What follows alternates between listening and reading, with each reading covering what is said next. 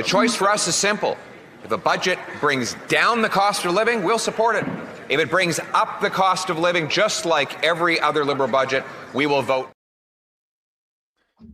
Welcome to Source One live coverage of the federal budget 2025. My name is Nico Lagan. As always, my co-host Jason Lavigne, and today we're joined by special guests Nadine Wellwood and Rob Anders.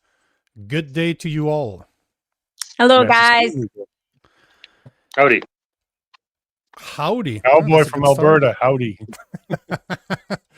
So we do have a live feed from CPAC going on right now. So let me bring it up because they already started. It's surprising that the government started on time. I'm actually surprised by that. But here is the live feed. We'll go to the live feed. I'll let you run this, Jason, but I'll activate the sound right now. And let's listen to what they have to say. Hurting Canadian companies, affecting workers, disrupting supply chains, and causing uncertainty that holds back investment. In fact, the level of uncertainty is higher than what we have seen and felt for generations. It is not a transition. Rather, it is a true generational shift. The challenges are great, but the opportunities for Canada are even greater. Mr. Speaker, but the opportunities for Canada are even greater.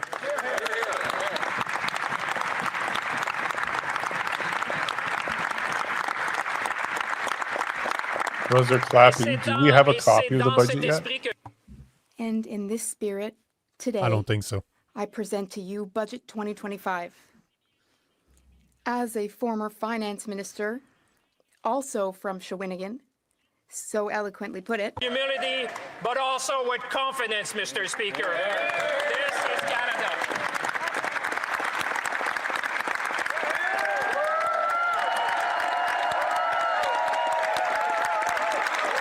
How many of them do you actually think read it? None. Yeah, Rob, how much time do you have to read before one of these? Unless you're working for the finance minister, none. Generational in its ambition and serve to shape our economy and our nation's future. Il n'y a pas de place pour le retrait.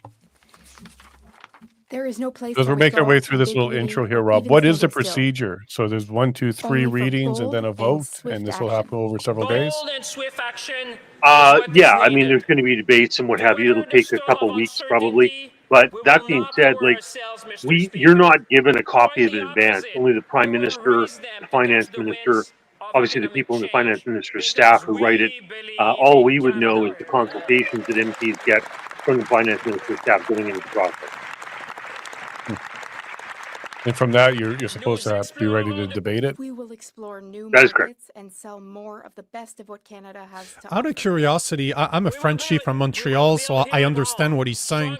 Does that bother you when you have a minister that's addressing Canada that's speaking half or 3/4 in French instead of English? Well, it's simultaneous translation, so it's usually not a problem because they all have earpieces if they want to listen to get it en anglais. But it's one of those things you just get used to in Ottawa, really. I like how you dropped the French anglais there. That was pretty clever. I know, that's why I was needed my laughing. translator, though. Can you speak French, Rob? Je ne pense pas si tu veux un peu. I used to conduct the Veterans Affairs Committee meetings in a bilingual fashion. Oh, wow. Cool, man. Greater autonomy And Nadine, en français? Un petit peu. Yeah, that's my answer all the time, too. Un petit peu. I can last actually name is understand it a little better than I can speak it, just because, you know, listening, you get more opportunity, but to speak it, very little opportunity. Well, if Nico and Rob drop into French, I'm screwed. And trade relationships are being tested. All of these constraints are being felt across the country by Canadians in their daily lives. We're talking about trade being tested. When they pay their rent.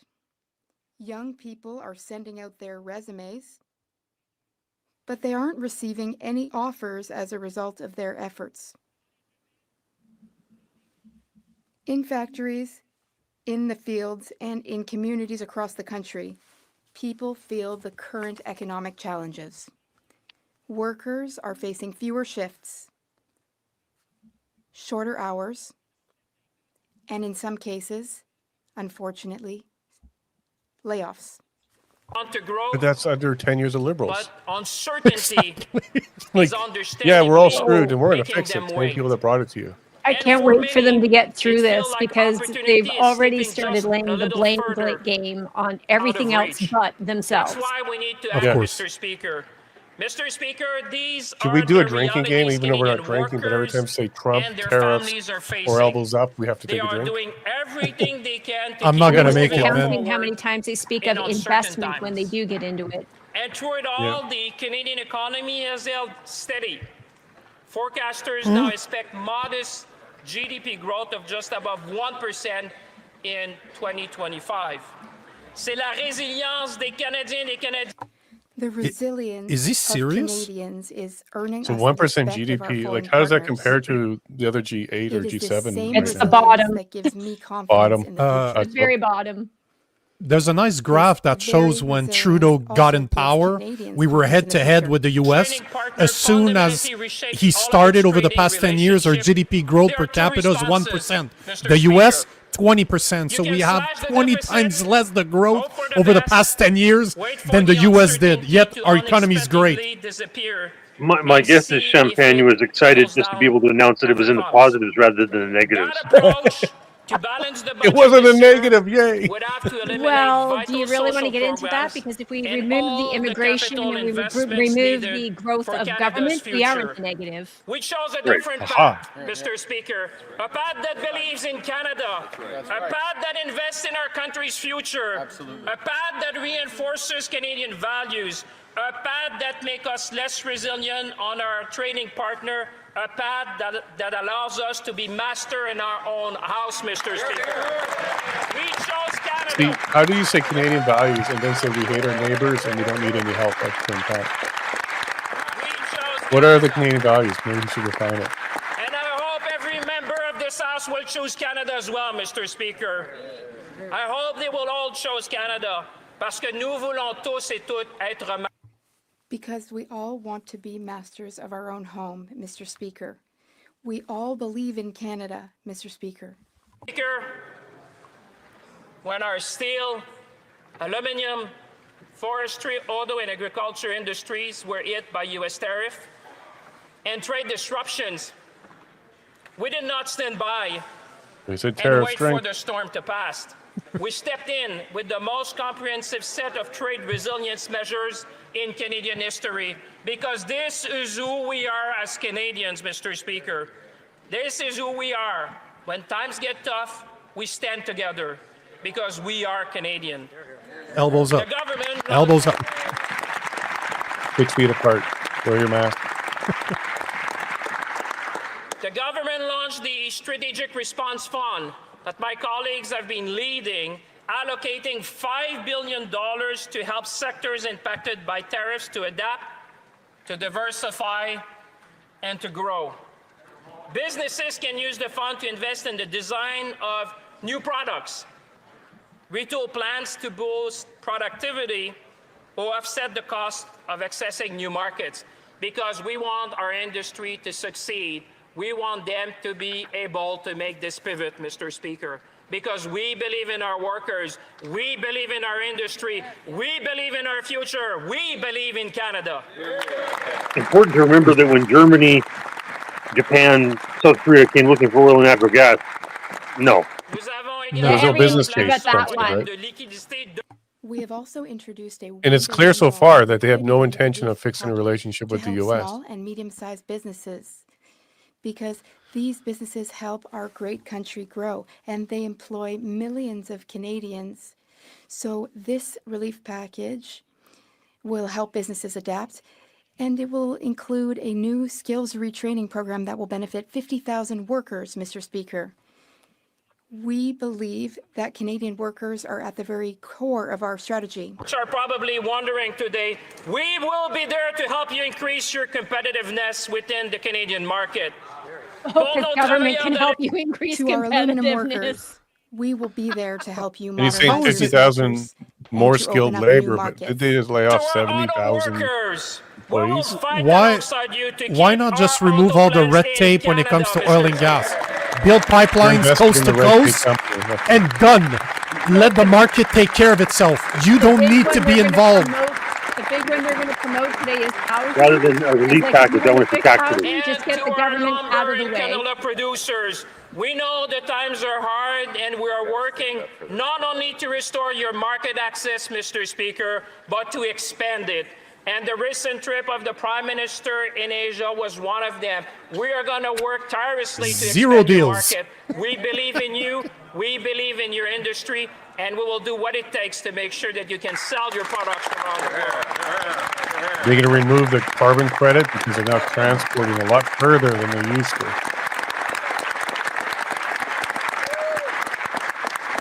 Ces secteurs stratégiques sont These strategic sectors are at the forefront of this generational change. We will ensure hate they are generational strong, change, those resilient, comments. and ready to lead our Oh, economic you know what that means, transition. right? Generational From investment dependence means to your resilience. grandchildren We're gonna will move still this be paying economy, for the Mr. Speaker, to deficit be that they're going to more be tabling today. resilient. That's We're what gonna it move means. from Like, come on. reliance to resilience because So the change we is the want money out of Canada their to pocket, succeed as they're not only talking about. today, The but for generational money out of their generations to pocket. come. Take We're all going the to move change from out. uncertainty to prosperity, Mr. Speaker, because we understand that investing in Canada is the best way to ensure prosperity for generations to come. Who wants to bet Le ChatGPT budget wrote de this speech? 2025, Monsieur le Président, Mr. Speaker, Budget 2025. If he ends with, and if you would is like any our more response. clarifications or an expose, Yeah. just For say all yes. Canadians, it is a plan for resilience. Or starts with today we Budget deep dive 2025 into is something. rooted in confidence, ChatGPT. focused on results, and designed to ensure that Canada not only weathers this storm, but emerges even stronger from it. the words of a previous finance minister when in 1995 he presented his budget. And he said at the time, our very way of life as Canadians is being tested. And there are times in the progress of people Was that the when Chrétien in fundamental 95? choices must be made and a new course charted. For Canada, Mr. Speaker, this is one of those times. Et je dirais, Monsieur le Président, que nous Mr. Speaker, I would say Yeah, it was that Jean today Chrétien. we are also facing So a they just unique quoted moment in the the history of previous our great liberal country. leader who didn't The succeed. Prime Minister has called and on added our that country quote to into look the current beyond one. today's challenges Of course. and to embark on a path that will redefine Canada for Hope Canadians are generations paying to attention. come. Why? Because we believe in Canada, Mr. Speaker. The Prime Minister asked each of us to focus on what we can control and to take bold, ambitious action. in the strand of Canadians, Mr. Speaker. I have confidence in our ability as a nation to meet the moment. I have confidence that together we can build Canada, protect our way of life, and empower Canadians like never before. Because we Ooh, that believe sounds in like Canada, nationalism Mr. Speaker. They Go to believe Canada, in and they Canada never so appreciate that much.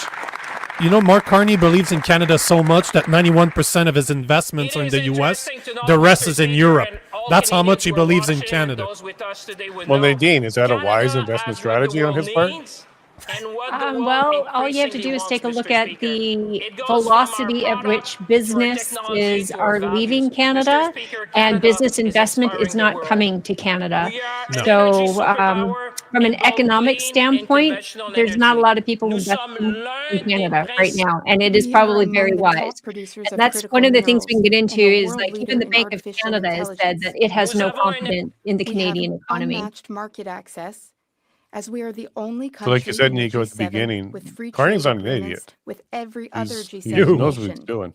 Nous avons les gens. We have the Every people, deliberate. we have the resources, we have the But stability did you finish the book, necessary to Nadine? prosper Values? and to compete. Did I in the finish new reading it? economy No, before us. I've just, It's hard. Ainsi, it is So, hard. Yeah. Canada It should enters come with a this box of period tissues because a transformation lot of tears will be from a shed. position of strength. Speaker, the world is changing, but Canada is strong. We're going to build Canada strong together. We're going to empower Canadians, and we're going to defend our sovereignty, Mr. Speaker. Canadians have done it before. We will do it again.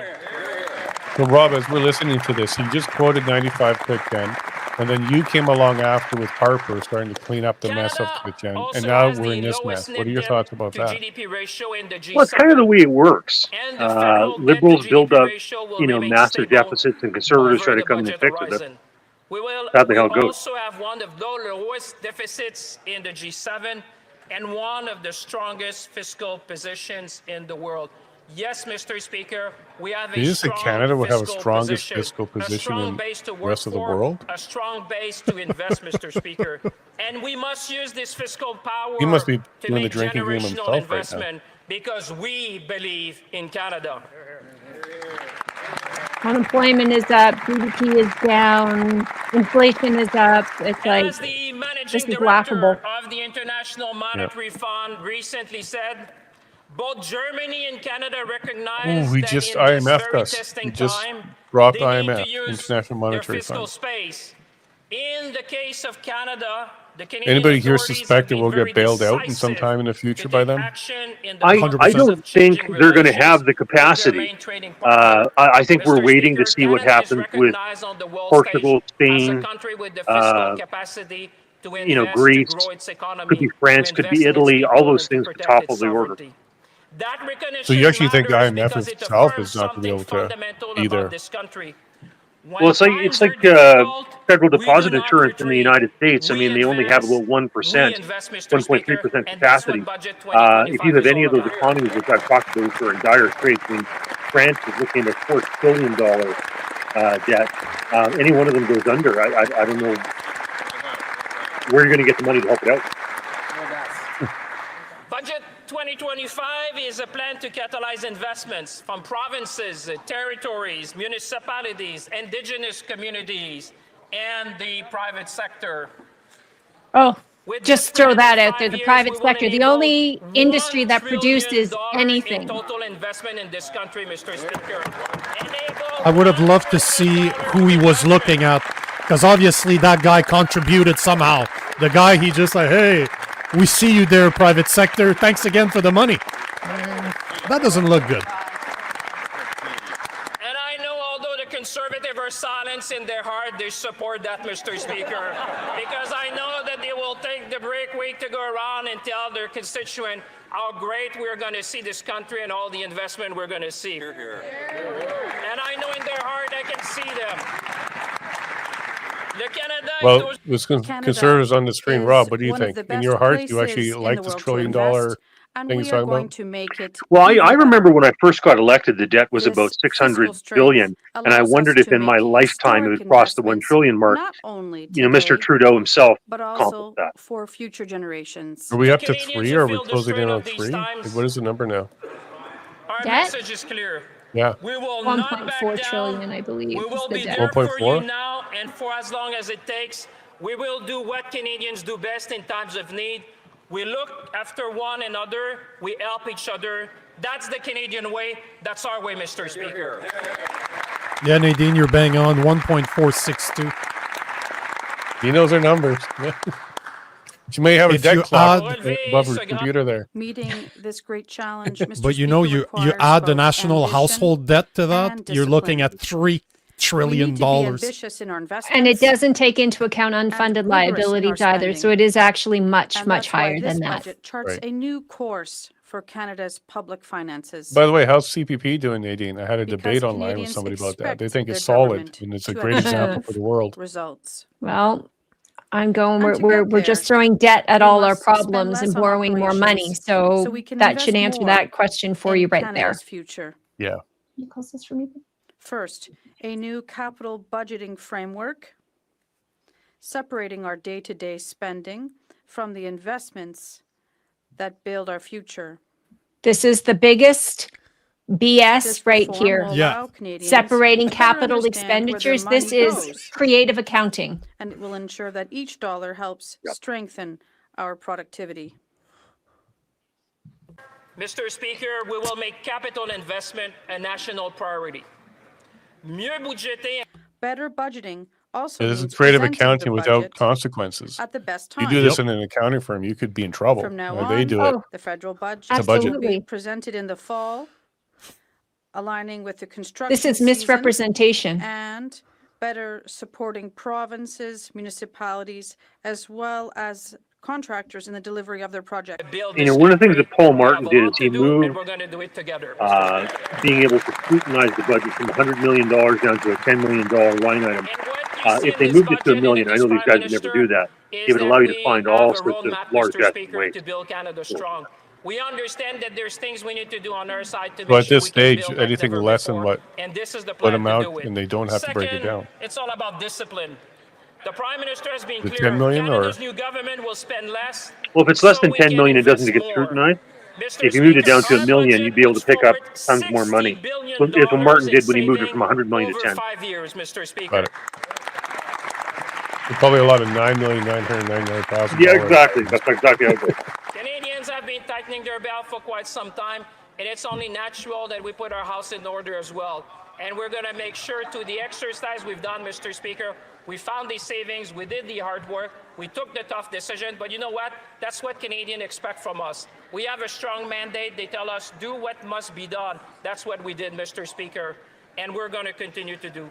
So let me be clear. We are protecting the vital services. While we did that, Mr. Speaker, let me be very clear for all the Canadians watching at home.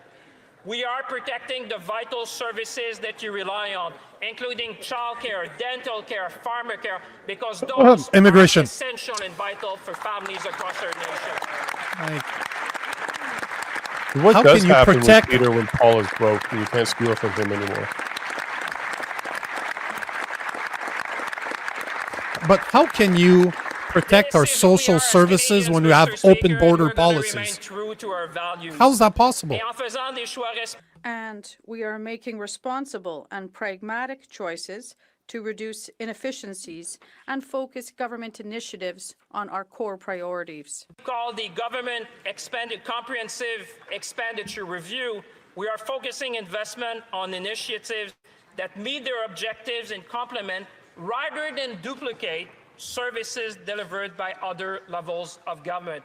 Mr. Speaker, we have looked at how we can streamline program, how we can right-size, how can we use technology. He has how a can we use buzzword AI dictionary. He's with using them all. one goal in mind Yeah, I know to he dropped a provide lot of better resilience service and to diversity. Canadians to be more I'm efficient waiting because for the Canadians equity and need the best inclusion. service from their government. The land Green acknowledgement? Deliver.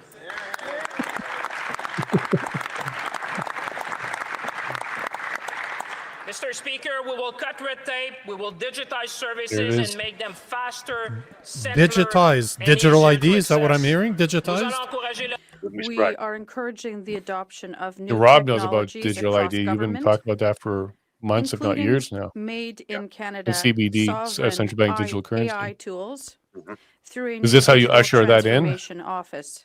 Because, Well, Mr. Speaker, when you bring in a we $90 understand billion the deficit potential and you of this take our digital debt to, transformation, and approaching Canada $2 will be trillion, both a global leader of in course this it's going to and cause in inflation. service delivery. I think you're going to have some banks that actually go under as that mount. smarter, faster, And when that more happens, effective then they say, services oh, well, to the Canadians. savior is central bank digital currency. Since So they basically put a gun to 2019, the people's head. federal public And service Mark population Carney has knows that grown he's at a rate devastating the which is situation to far try to pave the greater way for than central the bank digital Canadian currency. population, Mr. Right. Speaker. We must get the size of our public service back to Ever a since I think sustainable Jackson Hole was level the that first is time I heard him keeping with speak best about practices. digital currency. But And we as don't we know. are, Mr. Speaker, we And will then do here he that is. with He's now on our fairness and stage trying to compassion bring it in. because we appreciate the work of They went all over the every world, single servant Rob, of this talking country. about the need for this. Listen, carbon taxes. We appreciate their work. We value their contribution. Well, he was using The only the jet. smart thing he just said is reducing the size of public service. As they just establish a And new once we do that, Mr. a Speaker, we new will department make our to tax take system care fairer. of Third, we need fraud. clear fiscal anchors to Sure, provide sure. the predictability and clarity to the world and to Canadians. What Millie is We will doing in balance Argentina day-to-day is the best operating way to spending deal with revenues with by 2028, shrinking 2029, the shifting the empty money budget towards supply and investments not causing that grow the inflation. economy. But Mr. Speaker, this these is a guys pivotal aren't going to be moment in able to close to Canada's that. history. We're going to make sure that the dollar that people entrust in us will be invested to grow Canada. We will maintain a declining deficit to GDP ratio, ensuring that the discipline today while investing in our collective future. Les mesures proposées dans The measures proposed He sounds a in bit like budget somebody at a parole 2025 hearing. trying to put get us out on of the prison. right path. Saying to all the They good achieve things he's our when going he to do. just said they're declining Mr. deficit Speaker, to we GDP, will this is create a headlines. business What they're environment that proposing to do attracts with the an amount of spending, unprecedented and this flow is of where they're private separating their capital into the expenditures from energy, operational infrastructure, expenditures. housing, This is and how they're defense going to do sectors. this. Mr. That's the only Speaker, way they're going to do this, this because you budget is cannot one of investment, decrease our GDP generational to deficit investment ratio by for this generation and spending future $90 billion generations, in Mr. deficit Speaker. spending and then This is have because we capital believe in expenditures on Canada. top of that. Like, this is impossible.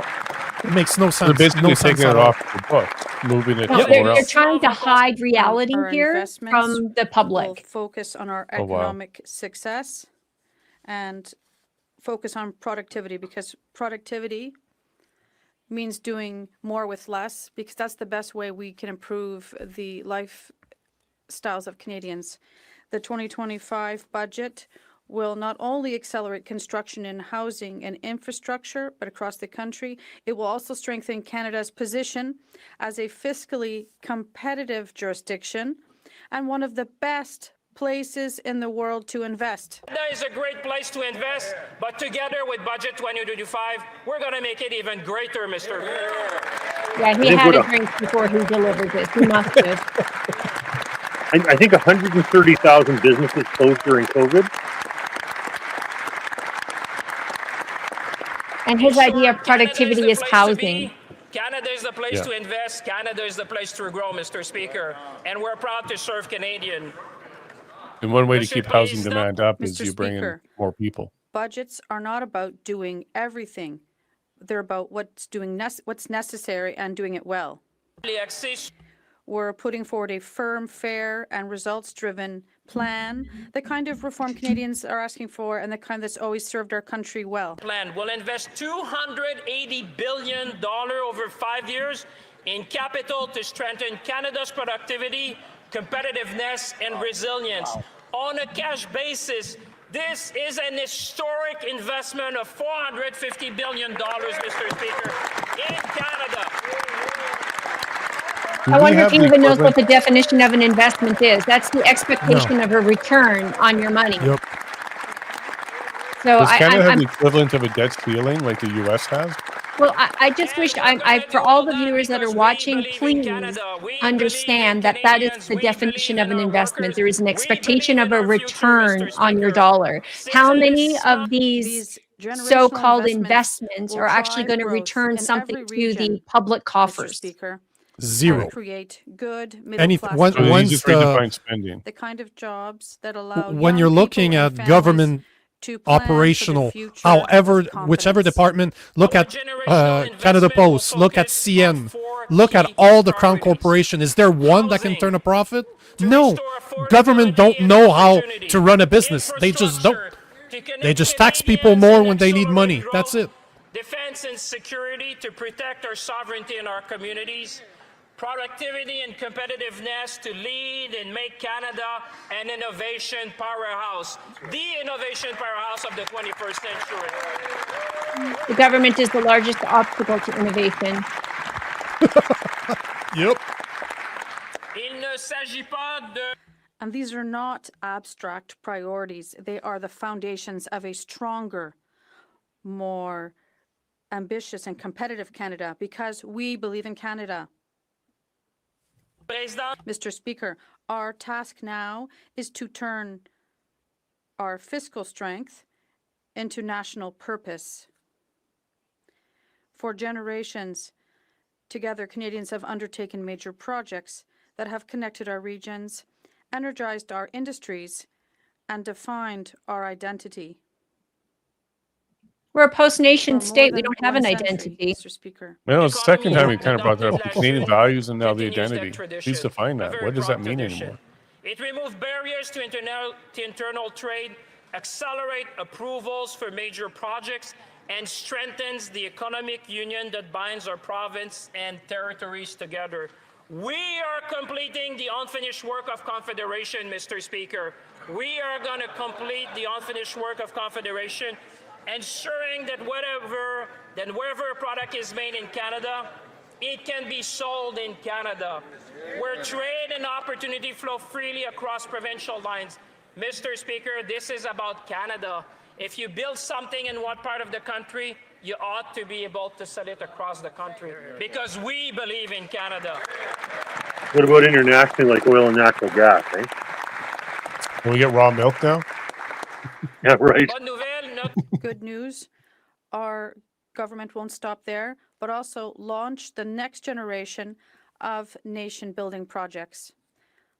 Highways, airstrips, ports, electrical grids, and digital corridors will define the next century of Canadian growth. And thanks to these investments, we will So what's a connect digital regions, corridor? Yeah, I know, right? strengthen supply chains across the It's country. better than an energy and corridor create in his mind, I'm sure. Hundreds of thousands of high-paying jobs, and every Again, what is the plan for the return on investment of these investments? Like, what's the timeline? What's the projected rate of return? Like, this is just so misleading. They're going to measure it in diversity and equity and this inclusion. country. That's, structure fund, Mr. Speaker, will expand ESG score. possibilities and opportunities. Make sure like that never stays high, before in right? Canada's north, Mr. Speaker. We should all be proud at Canadian. We're going to make historic investment in Canada's north. This is a great moment for the country.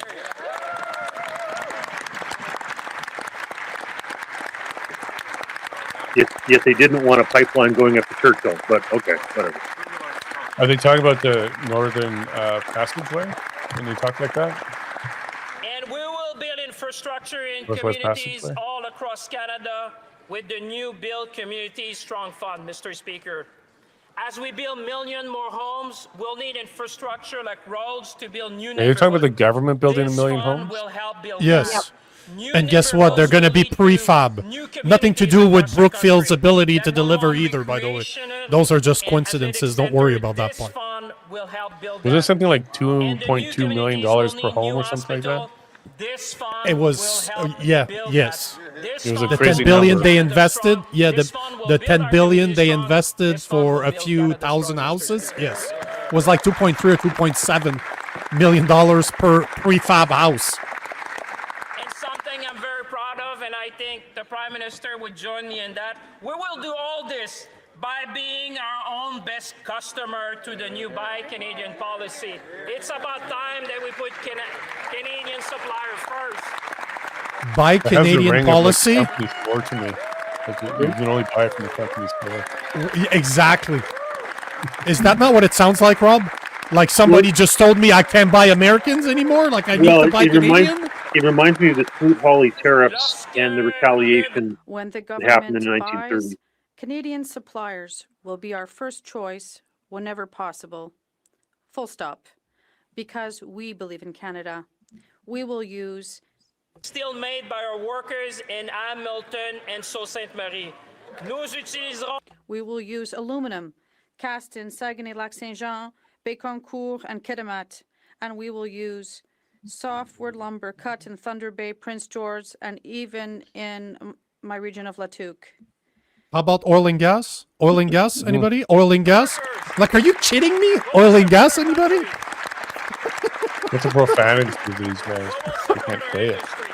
And I'm a Frenchie from Montreal. Like, what the hell? Oil and gas. Mr. Speaker, I'll give you an example. Yesterday in Saint-Tite, a small rural city in my riding, I visited Boulay Boots, a family business that has been making boots since 1933. I even had the opportunity to build part of the shoes that I'm proudly wearing today with the help of many skilled workers. A reminder of the craftsmanship and pride that make the Canadian manufacturing industry so strong. Mr. Speaker, the shoes I proudly wear today are the same ones worn by RCMP officers.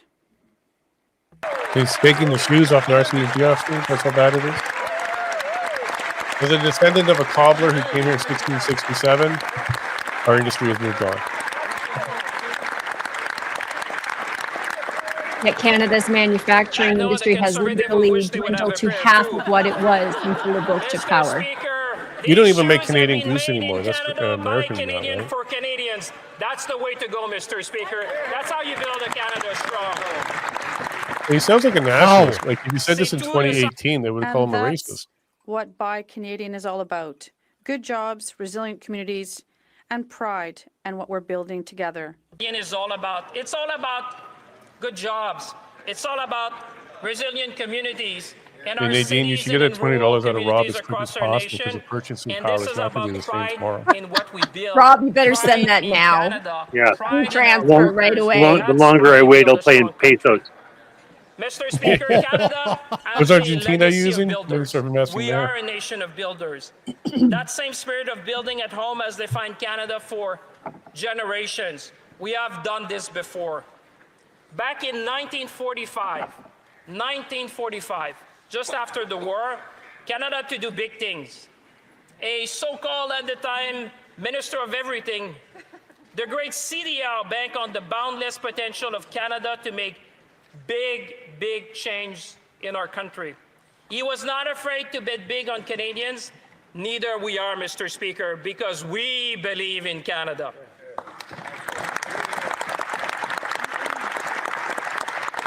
All I'm hearing is a lot of rhetoric and no real substance. Conviction that Canada must remain a nation of builders, of infrastructure and of innovation, of trust in public institutions and hope for generations to come. Well, these guys are a long way from This Louis nation Saint knows Laurent. how I'm to build. wondering why they're We referencing built that. the Canadian Pacific Railway in 1885, allowing our country to be connected from coast to coast and supporting trade across the prairies. We built the Well, the St. outcome of the Lawrence ostriches Seaway. will be very interesting as he mentions the trust in institutions, and the CFIA has done a very good job at destroying, I think, what's left of that. Yeah, that comes out Thursday morning. We'll be paying attention to that one. And after Friday's decision from the Supreme Court, I'm not expecting any good news. In 1985, providing abundant clean energy to power Canadian industries and enabling Canada Clean to energy. become one of the world's top producers Clean. Hydroelectricity of renewable benefits Quebec. hydroelectric energy. Of course. Mr. Speaker. Of Canada, that's why we want to build a Canada strong together. Each generation has taken on its share of the work and left the next generation stronger for it. We will do it again because we believe in Canada. Hear, hear.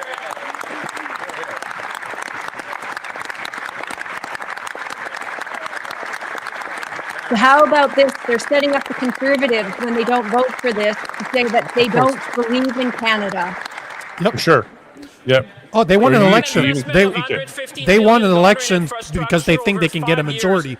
They need a majority to pass their Bill C2, C8, C9, Bill C63 to do what they're doing right now. They need a majority. They believe they can get it. I predict what happens is the NDP just abstains. They said they said that it's a strong chance that they will just not vote. Yeah. I predict the NDP Mr. Speaker. That's what Is there any chance the NDP will cross over to the Liberals? Across the nation. And I think they screwed themselves with Jagmeet over that type of strategy in the last go round.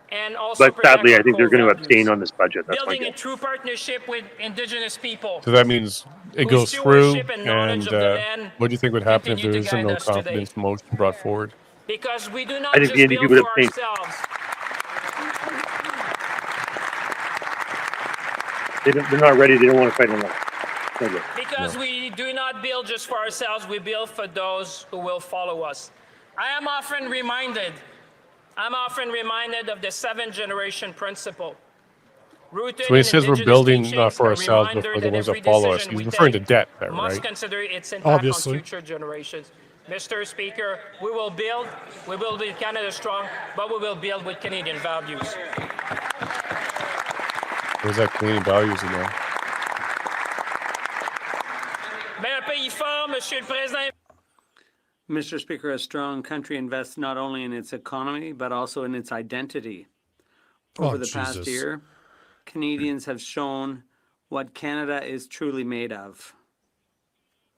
When global uncertainty tested us, we looked to each other. People asked where their food was grown and chose to buy from local farmers and producers. Families traveled across the country and rediscovered its beauty from coast to coast to coast. Communities rallied around Canadian businesses, creators, and workers. That, Mr. Speaker, is what it means to be Canadian, to stand up for one another, to build together, and to take pride in what we make, grow, and create here at home. That is what it means to be Canadian, Mr. Speaker, and that is why we are here to defend Canada. We are a bilingual, diverse, and compassionate country, shaped by reconciliation, equality, and respect. Mr. Speaker, we believe in a strong Canada. Mr. Speaker, our government is investing heavily to help Canadians get ahead. I think this is something that speaks to everyone. Every young people in the country, every family around the country. The ones that were just asked to sacrifice more? Canada faces Is that what a he's talking housing about? supply gap that has threatened affordability. And our minister has been doing great work to make sure we have more supply and continue to do so.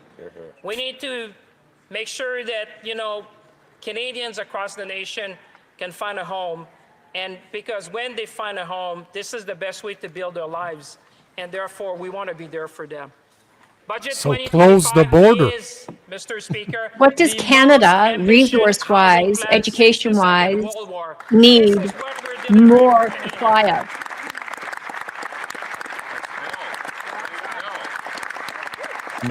We should be able to do this. The moment calls for it, and we are meeting the moment, Mr. Speaker. The Prime Minister has been clear. We need to build in this country. We need to build faster. We need to build bigger. We need to build now. We need to build Canada strong.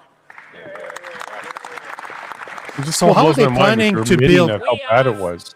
Put in this budget But record how are they going to investment of build $13 a billion bunch of new over houses, 5 make years them in our affordable flagship for young home families, building for younger initiative people, to build without Canada impacting homes? their And I'm voters, sure the Canadians across boomers, the country without understand affecting the that price because of their house? this will be Like, how are they making going to sure that juggle we build that? at Because that makes speed no and sense scale again. that we have How are not they gonna seen do in that? generations.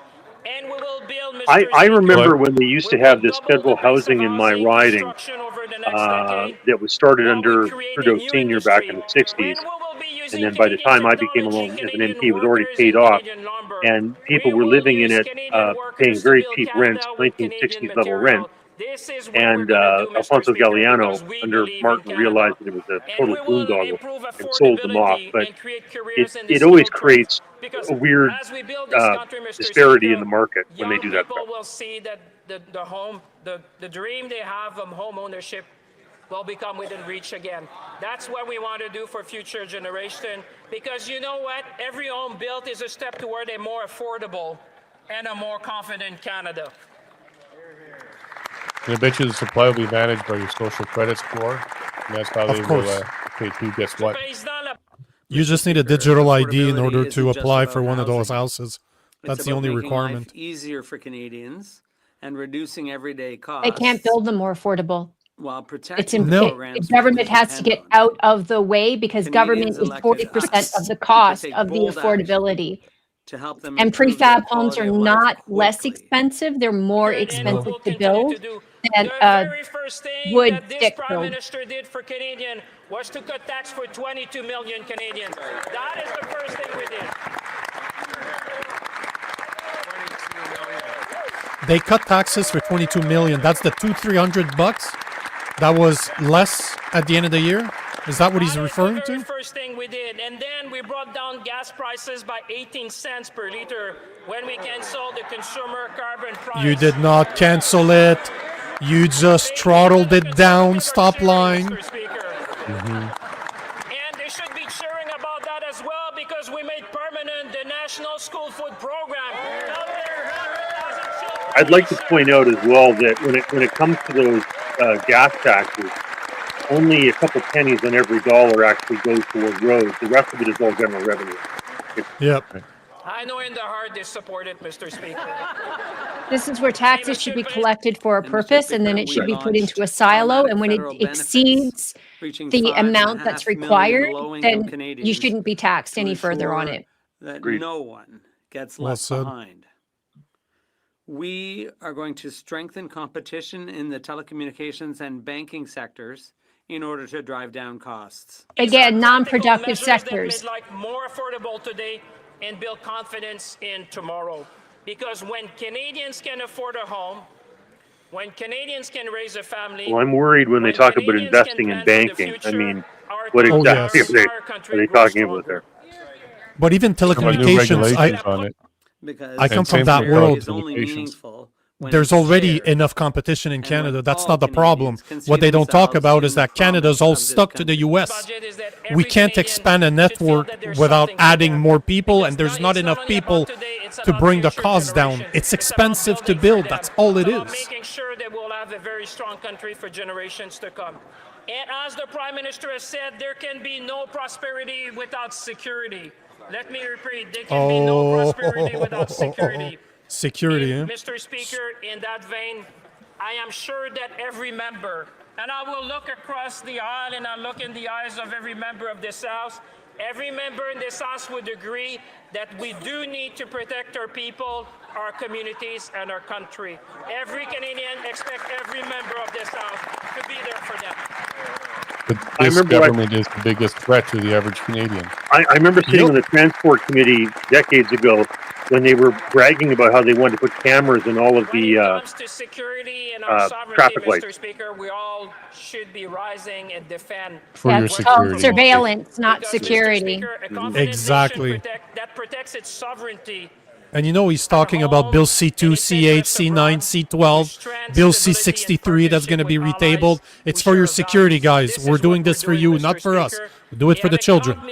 And It's with amazing 30 how many billion times he's over used the 5 word years, Budget sovereignty. 2025 represents the largest defense investment in decades. Mr. Speaker, yes, let's Yeah, it's true. We need to get more money to that general that was crying during a speech last week.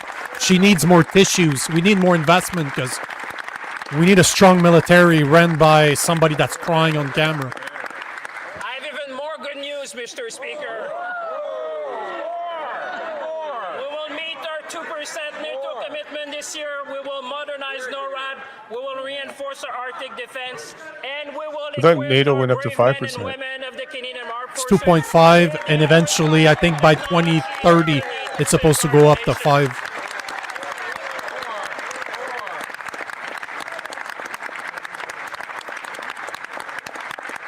And we will do that because we believe in Canada. With our new Defense Investment Agency and Defense Industrial Strategy, we will build up Canada's defense industry, strengthening Canadian businesses and supporting Canadian workers and creating good union jobs, Mr. Speaker, across our country. Our work on defense will strengthen Canadian Research Centre. It will strengthen Canadian communities in the North, working with our Inuit and First Nation partners across our country by building dual-use infrastructure like ports and runways to make sure that every community, when we invest, can benefit, Mr. Speaker. The Churchill port, so we can ship our oil to international markets. What are you talking about there? Right. Our plan will create You're talking new about, jobs for engineers, equipping the technicians, North and for a scientists war. in sectors like aerospace, shipbuilding, cybersecurity, and AI. Shipbuilding. They awarded that to China Hire instead of awarding it to 1,000 new Border Canadians. Services Paul officers Martin was and having his ships 1,000 built by new the People's RCMP Liberation officers Navy rather to than having secure it our done here. borders and keep our communities safe. These guys truly count on the fact that people Finally, are by investing in law Ill-informed. enforcement and justice 100%. reform, Oh, Like right before this we will this tackle episode, somebody organized posted, crime, I support gun Carney's violence, budget 100%. and And then auto they also theft. said, even though I haven't read it yet. Nous allons investir. How could you Also support going to anything that you haven't read? invest and continue with passion and I determination. appreciate, Nadine, that you're a lot more polite than As I my am because you colleague, call them the uninformed. I Minister call them stupid because at one point, responsible, ignorance, you can is only blame doing ignorance the for a certain important time. work with the If you're provinces aware, and if you listen to territories this and to you still end support it, gender-based you're more than violence. just ignorant. And I don't like to call people colleague is names, working but hard on we that. have to be honest sometimes that And we are going to the support voters her. for this, they've We are been going dropped on to the head when they were keep kids. supporting her. Well, they've just been misinformed and like educated in all the wrong things. This is just a word salad. There is no substance in this. There is no plan here. This is why I said again, when every time he mentions the word investment, I cringe because an investment comes with a plan, a timeline, a risk profile, how it's going to be implemented, when I'm getting my return of capital back, then what cash flow is it going to produce for me? These are not investments. They are capital expenditures, which is going to add to our debt. And this is just nothing but misleading the public for their benefit. In order to build a stronger future, How long of a runway do to we have increase before trade, we're really pooched? innovate faster, and play a I think a really lot of leadership that role is in going to have clean to do and with conventional external energy. circumstances as much Mr. as the Speaker, trade stupidity has of these always been one characters. of Canada's So strengths. if you have any of connecting those our economies, like population, our Euro resources, debt's about and 20 our trillion, the industries US is approaching to 40 the rest trillion. of the world. You know, if you But have some of too these much countries that default, trade depends on a single partner. it's going to have global ramifications. Trade diversification strategy To make 2008 look like a walk in the a park? trade Correct. diversification corridors fund to expand Canada's reach, double our overseas export within a decade, which will unlock So Nadine, why do you think $300 the billion 60 plus in new group is still very opportunities supportive for of this Canadian party? Is it business because and they've Canadian already workers. finished what they thought they need to finish and they're just coasting now? They're protecting their wealth. They're protecting their Yeah. pensions. They're protecting the This is social good programs, news their if you're a health care. small and That's all that medium-sized they're worried business. about. This is And good that's why news you're if you're seeing an the 60 exporter. plus This is good all news still because voting now you see liberal. we're going to expand our market. Yeah, it's like We're going to 49% bring what in Canada the has to poll we offer just to the saw. world.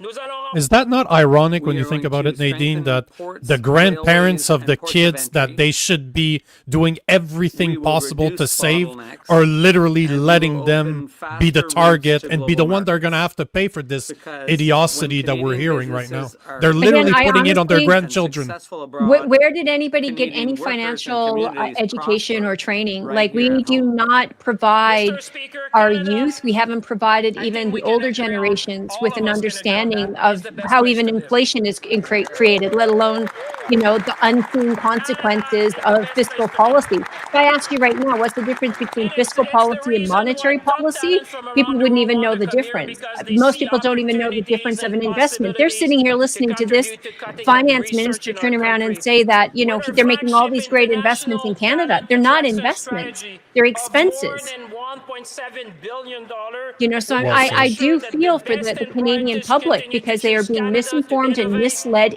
to invent, intentionally and to by grow our an industry, Mr. institution that Speaker. is The supposed best and to brightest will come protect here in them and Canada. at least, if nothing else, provide them with the truth. And that's not what they do. But at one point, does it become a personal responsibility of the Canadian? Because at one point, I understand and I agree to a certain point about what you're saying. But at the end of the day, I believe in accountability. I believe that I educate myself. Nobody did it for me. I have to do it. And it has to come from the Canadians to pay attention to what they're talking about. Because at the end of the day, if you keep on repeating what they're doing, voting for the same people or believing in what they're saying, it's also on you. It has I to be on totally you. agree. There needs to be accountability, and it starts with us. It's about working smarter. Remember, we're It's supposed to about have working rights and smarter. responsibilities. It's about Part of that how well we responsibility is to mobilize know IDs. what you're I looking think at. How people well wake our up.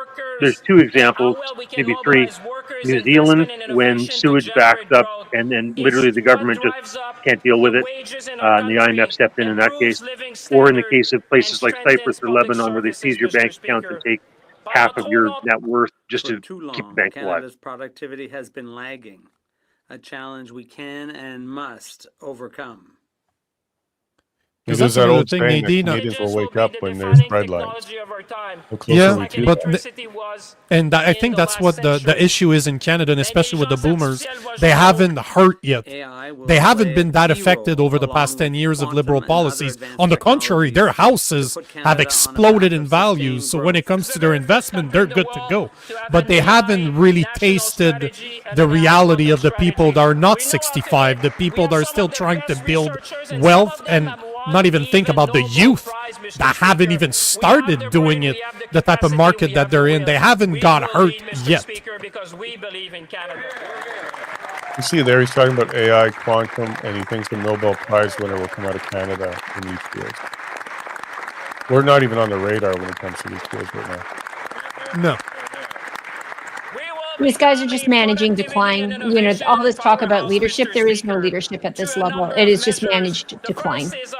I like that term, managing the decline. That is scary what you just said. That is absolutely scary. Managing. Oof. A bold expansions of project of national interest in artificial intelligence. I think with Carney, it's even more so than decline. He knows what he's doing.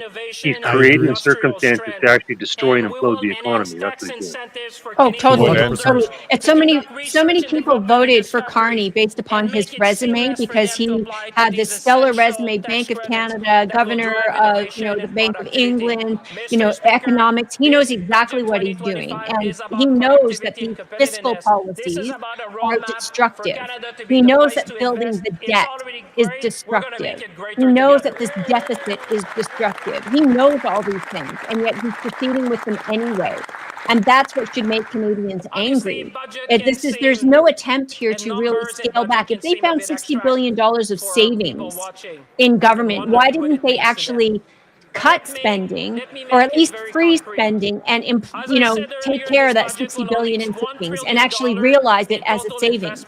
Over the next 5 years. That would boost To what end do you think, Rob? Like, why is he doing this? Well, I think he does understand that by increasing our debt and increasing inflation, that it'll implode the economy. And as a bank fails or banks fail, then he's going to justify that to try to bring in central bank digital currency. Like, he knows what he's driving it toward. And UBI. I think UBI is on that list, and that's how you'll get it through central bank digital currency. Lower your taxes. I agree with you, Rob, 100%. The Business Development Bank, BDC, in which case they are going to be lending more money to them, and the BDC is concerned about losses on loans right now. So what's that if it's not a bailout?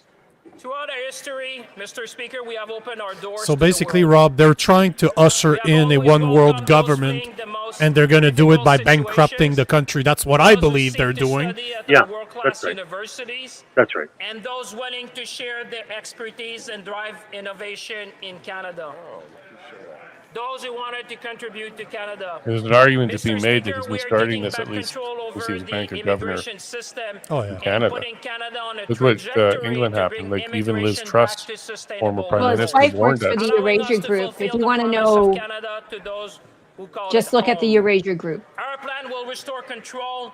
Like, I had friends say, at least we have an economist as a prime minister. He should be able to get us out of this. He's a banker, not an economist. People learn the difference. He's not an economist. He's a banker. That's not the same. And I want to point out, though, that when he was put in as governor of the Bank of Canada, he was put in above people who had seniority and more experience than he did. And then he went ahead and he sold off the remainder of Canada's gold reserve. Like, as far as bankers go, as far as central bankers go, he is as close to, you know, kind of a high priest of globalism as it gets. He's not like those other bankers that you would think of. He's more like an environmental radical, you know, type of thing. Just read his book. He's very clear about what he wants to do and values.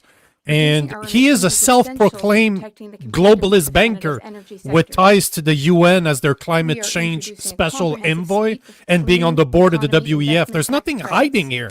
He's saying it out loud that that's what he does believe in is globalism. So Canada's going down this clean energy path here now. Here, reinvestment tax credits. We're seeing climate, clean energy. This is what this is all about.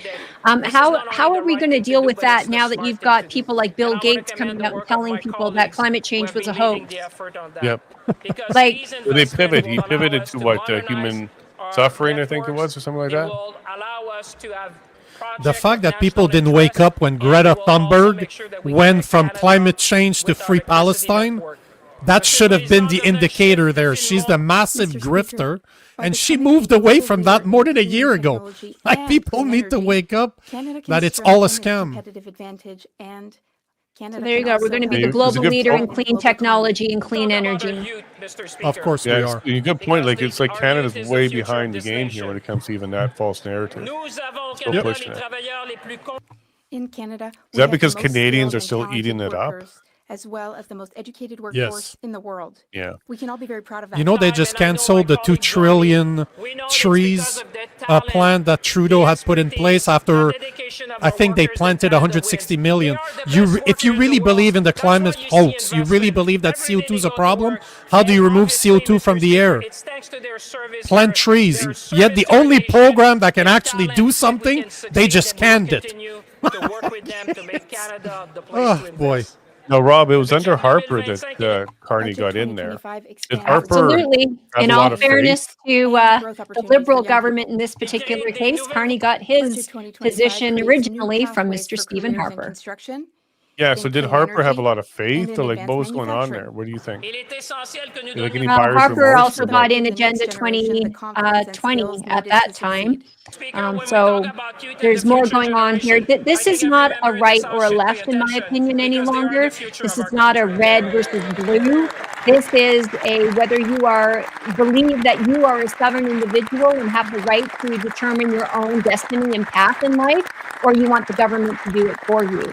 And, you know, right now people are leading down the Marxist path. We've got to reverse that.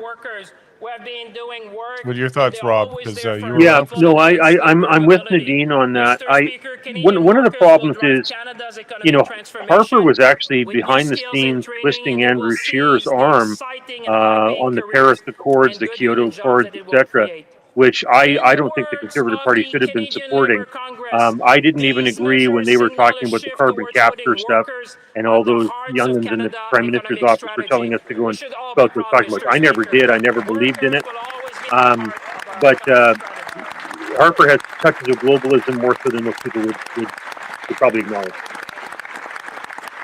And that's coming from a guy who worked for him. This is how we give Canadians the tool they need to shape the You future. see it, you saw it, and now you're fighting This is how we it. build Canada strong. En conclusion, Monsieur le Président. Now, did they sit you all down and say, all right, here's what we're going to do, or was it more compartmentalized where not many people knew what was going on? Sometimes you got very clear indications of what was going on, like when I sat in the Transport Committee and they talked about putting all those cameras, you know, into the traffic lights, and you scratch your head saying, well, why do we want to do that? But you had to be able to kind of connect the dots. And a lot of people, like even as this budget is being read, only a few MPs, truth be told, will be sitting there with the budget in front of them and actually leafing through it and reading the detail. Most won't even read it. They'll just listen to this and they'll go out and spout whether they're for it or against it, but not actually having read the document. The ones who, now you see the people behind Champagne here, I mean, they can't read it because they're supposed to be looking into the camera and clap like St. Seals. But in the rest of the Commons, you'll see the ones who actually read the budget. They're the ones who have it open and are leafing through it and reading the details. Not everybody does. We're not expecting Elizabeth May to pop out. Sorry, Nadine? What was that, Nadine? Oh, sorry about that. I said I question whether or not they even know how to read a budget. I see even smile on the other side, Mr. Speaker. Right? The answer is only as good as the question you ask. It's a good sign. It's a good sign. Budget 2025 makes our choice clear. We choose confidence over resignation. We chose to empower Canadians. Did you hear that little dig he just did? You see smiles on the other side. It must be a good sign. I've been smiling too. This is about Yeah, same here. in ourselves, in our capacity Yeah, to sometimes adapt, we hide the and in pain with a promise smile, of this don't we? great country. That builds, protect, and empower. It's about moving from reliance to resilience and from uncertainty to prosperity. Let's seize the moment. Let's build Canada strong because we are and will always be the true north, strong and free. Vive le Canada! Viva la Canada. What's this? It takes a lot of talent to be able to talk, and I apologize for my wording here, but to talk this much shit for an hour straight takes a lot of talent. He's a very talented individual to be able to go on for an hour like that. That's Well, we didn't saying actually hear nothing. any of the budget, though. We just heard all of the slogans and the words valid as and maybe interpret. Like, what he is would the make budget? Kamala Harris proud. Kamala Harris at home right now, she's proud of her finance minister. Very proud.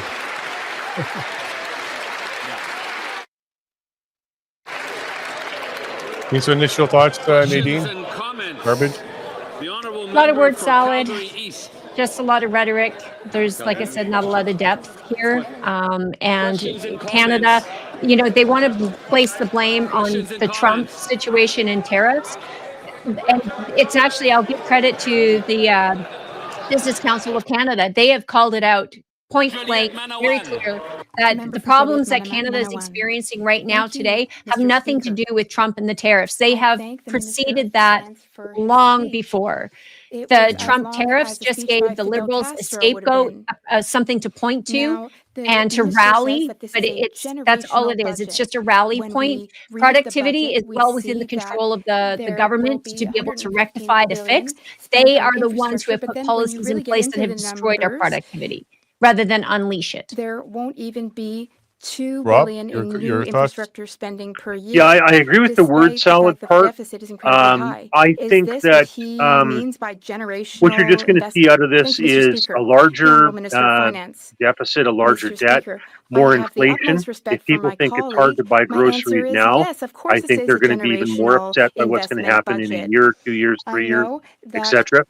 And there's a Quebecers are whole bunch of watching, things that are just and for the waiting first out time, there, Mr. Speaker, like time through our bombs ready to go infrastructure off. fund, there will France is also sitting with a be $4 funding trillion earmarked for debt. health What if infrastructure. they renege on their That's debt something payment? that Quebec has asked us Similarly for. with They Portugal, asked Italy, us to Greece, invest Spain, in $20 trillion healthcare, in in debt for clinics, the and in European hospitals, Union, $40 so trillion that in debt every for the United States, Quebecer with and people every not Canadian being can have access to interested in modern buying U.S. infrastructure, treasuries. Mr. Speaker. Another thing that's out there We is have a answered massive Quebec's call. We problem have answered the call with of regard Quebecers. to We're doing what Canadians have asked for. Mr. Speaker, our infrastructure consumer investment debt, plan is particularly with generational. It will make our automobiles. communities stronger, and we We should had all the be very whole proud of Freddie that, Mae, Mr. Fannie Speaker. Mac, AIG problem in 2007, 2008 over the subprime financing for mortgages. We have a similar type of thing going on with car loans now, where those companies that are doing that are going under, and there's a lot of derivatives based on that, over $200 trillion worth of derivatives in that market. And there's all sorts of things that could cause even greater problems for hyperinflation and currency problems going forward. Yeah, just and heard to it your just earlier, point, fuck. Rob, interest payments alone on the debt that we have exceeds what we spend on defense and other things. Like this is just not affordable. And the market, we haven't even talked about the potential of a stock market collapse and what that's going to do to the wealth of those 60 plus, to your point. Nico. There's a lot more happening here on a global perspective that the Liberals are not even acknowledging, they're not preparing for, and to put Canada right now in harm's way, even more so with greater debt and deficit spending, is irresponsible. I would take it a step further, even, Nadine. I think Carney perfectly understands those global sensitivities, but he's pushing us closer to the edge in order that there's this, quote, reset on the financial system to bring in a central bank digital currency. He knows that it's trepidatious, and he's putting Canada in further jeopardy to try to harness that or bring that in. Totally agree. Totally agree. I wish I That's had why I a think bell it's for not you, moving. Rob. Ding, ding, ding, ding, ding, ding, ding, ding. Winner, winner, chicken dinner. You're absolutely right. That's why I think Bang on. 2008 was just a dry run. Like, what's Yeah, about you cannot borrow your way to prosperity.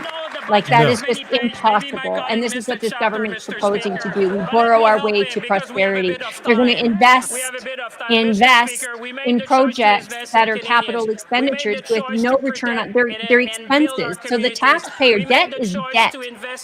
And the taxpayer in the end is going to pay. They'll either pay in higher taxes, they're going to pay in lower standard of living, or they're going to pay in greater inflation, so less affordable, less opportunity, less productivity, less innovation. Will they make the choice Who to invest holds in our debt? Canadians as well? On this side of the Who House, in the debt answer is to? clear, Mr. Speaker. We will take no lessons from the I really feel sorry for our kids. I really do. Like So our debt is the future. What is it? Acid generation The for the honourable next member for generations. Richmond, Arthabasca. Mr. Speaker, But when we even borrow, ratings who agencies are we are now borrowing sounding from? the alarm. Other For the countries, first time in China? 30 Like, where years, is this you know money what, coming Mr. from? Speaker?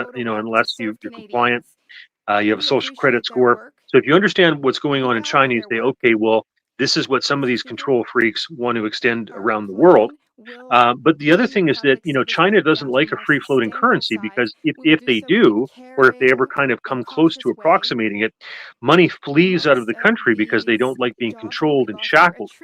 And so they would rather put it into overinflated real estate in Vancouver than have it in a Chinese bank, for example.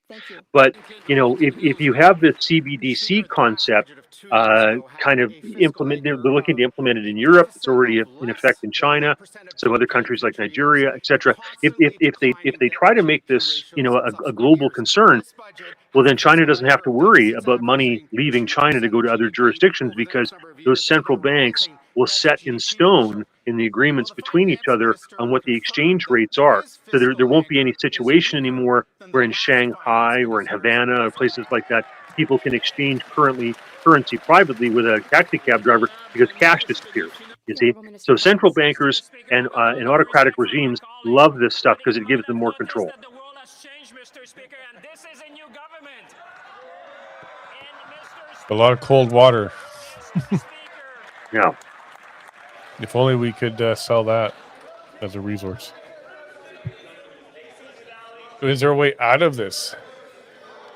Yes, there is actually. It's very, very simple, to be honest. We have to reduce the size of government, we have to reduce spending, and we have to increase productivity. That means we need to get the government out of the way. We need to unleash the people and the innovation and the creativity of the actual talent that we have, and the market will correct itself. You know what?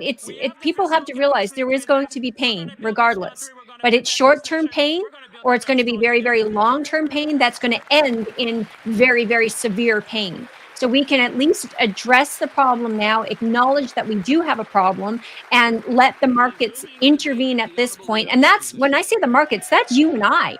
We come out with the solutions. To look to a government that has created the problem, do you think they're going to be the ones to actually come up with the solutions? I would argue that the best pain that you could look for right now is what Milei in Argentina is doing, where you cut the size of government, and that reduces the inflationary pressure in the economy.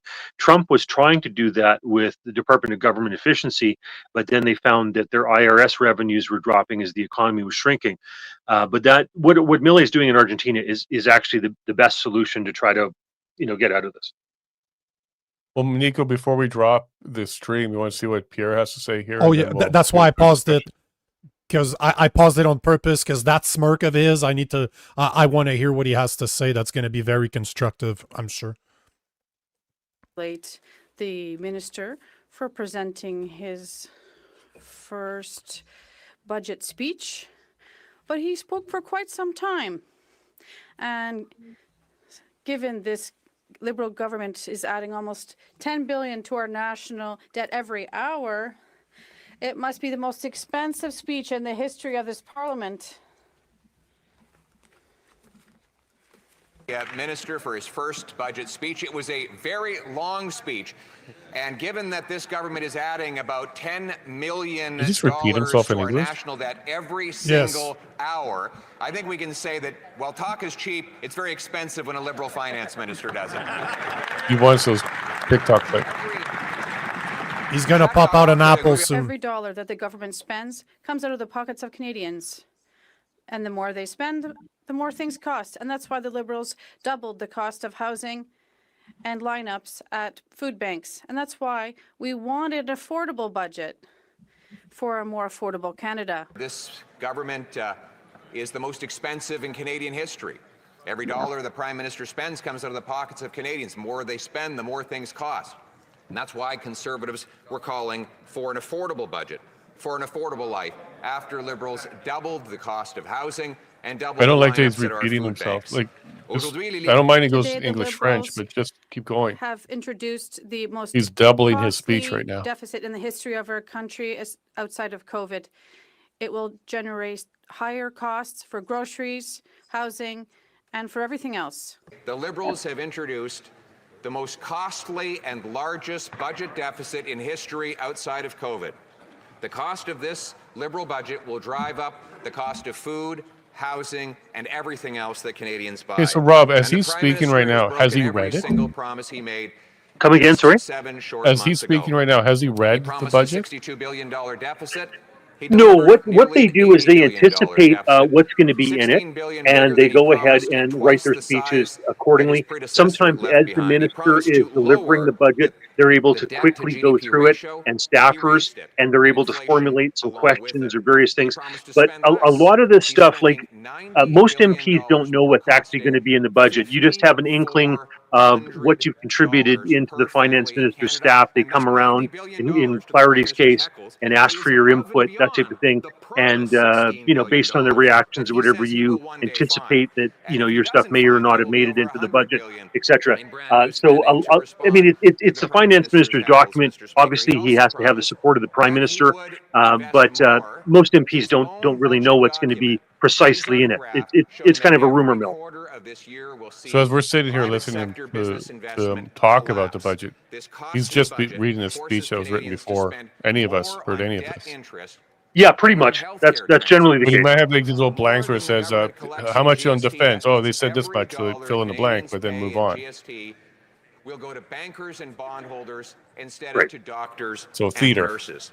You just All confirmed while this he is all theater. raises the industrial carbon tax on farm equipment and fertilizer and therefore food, on steel, concrete, and other industrial projects needed to build homes, a big tax increases on homes and food. Donc, on nom So on behalf of Canadians who are already paying too much for the cost of this Liberal government to heat themselves, house themselves, and feed themselves, Conservatives will not be able to support this budget. Instead, we will. Our party wanted an affordable budget. For And an there's also affordable no life. consultation And on between behalf of parties all the Canadians during the who creation can of the no budget, longer right? afford to eat, It heat, or depends. house themselves because of Minimal liberal sometimes. inflation, I we mean, Conservatives cannot support this costly Martin, liberal to give budget. him his credit, did kind of. What's that, Nico? Hold on here. This, I think Pierre Poilievre's testicles just dropped. Concrete and other industrial projects needed to build homes, a big tax increases on homes and food. Donc, on nom So He on basically behalf of said that, Canadians I think I who are rewinded already it a bit paying too far, too but I much think for he the said cost that of he this Liberal cannot support government the budget. to heat themselves, Yeah, he said that. house I themselves, think But he surprised. was saying that before it came out. Conservatives I will not think be what able you're to going to support see this is the budget. Conservatives will vote against it. Liberals will obviously vote party for it. wanted an affordable Depending on the numbers, the Bloc could go against it, but the NDP will sit on their hands and just abstain. That's what I predict. And that will, by doing that, by the NDP not voting, that means that the Liberals should have enough to pass it, right? Because they Yeah. can't, the Conservative can't compete, and the Conservatives would need the NDP and the Bloc Québécois to vote against it, because I think, what is it? The Liberals are just 3 away from a majority, right? Right. So as long as the NDP abstains, the Liberals are fine. And let's And be they'll, honest, the NDP abstaining is a vote. of course. Oh, sure. Absolutely. Yeah. Absolutely. I mean, it basically, they were the Liberals they were in the Liberal camp last time with Jagmeet Singh. It's the same situation. They were punished for it in this last election, rightfully so. Had Jagmeet actually pushed the button on the election a year before it happened, they would have become the official opposition. The Liberals would have dropped down to third place and Poilievre would have been the prime minister. But no, the NDP isn't ready. They don't have the money. They don't have the finances, and I don't think they are psychologically wanting to head into an election campaign. They don't have a leader. Who are they going to stick into the national debate? They don't have anybody. Yeah, know, but rather than show the courage and vote either for or against, they're going to abstain, which is a cowardly way to be in government, in my opinion. Either you're for something or you're against something. I agreed. Is that I'm just gonna be telling the you. end of I'm the just telling you what NDP they're going to then? do. Yeah. No, I posted a thing last night. I went, this is going to get full confidence. The Liberals are going to vote for it. I think I even made the comment. The only thing that the Bloc despises more than this budget is the fact that the Conservatives might win an election. So they are definitely not voting for it. And it doesn't matter because the Liberals have enough here to push this forward. From a Conservative perspective, because if you look at it, that's the best case scenario for Pierre Poilievre. Because he pretty much made it clear over the past couple of weeks that he doesn't want an election. Like, he keeps on repeating, costly election. We don't, like, Canadians don't want a costly election. We want an affordable budget. So is that not the perfect opportunity for him to kind of save face? Because if he votes in favor of the Liberal budget, he basically says that it's okay to run $100 billion deficit. If he votes against it and there's an election, he clearly does not want that. But by the NDP abstaining from voting is the best case scenario for Pierre Poilievre because he can still vote against it, turn around and blame the NDP to say if you voted, we wouldn't be in this mess, but I did what I had to do, because he does have a review that's coming up in January, and I don't know how long the Conservatives are going to continue supporting him if he keeps not wanting to step up as a leader.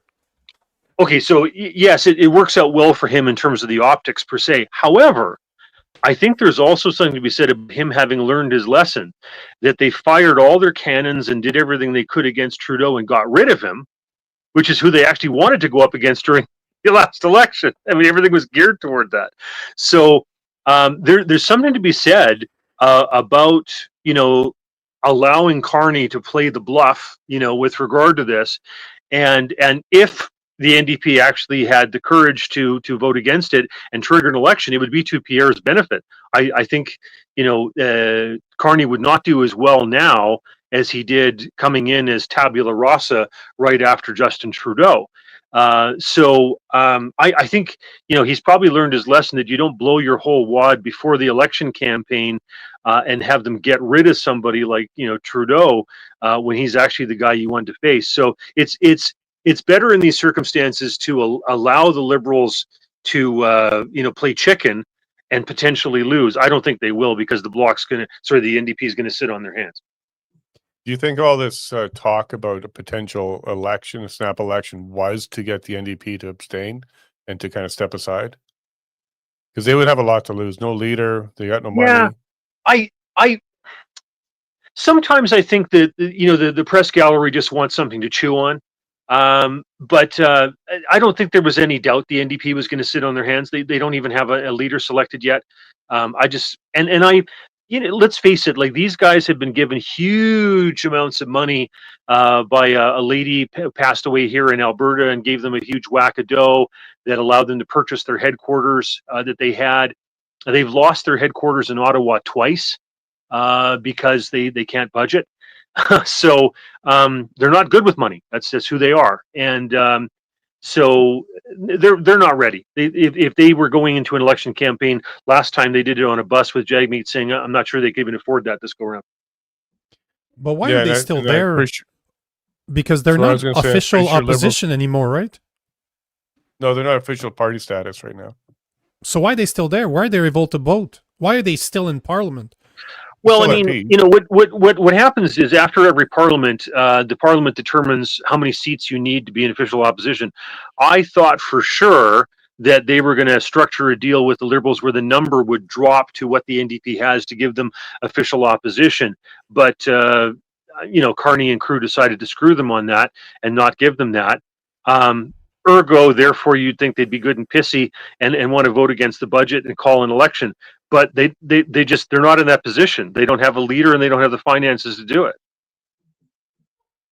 Now, if you were advising them, Rob, the NDP, what would you advise them to do at this stage?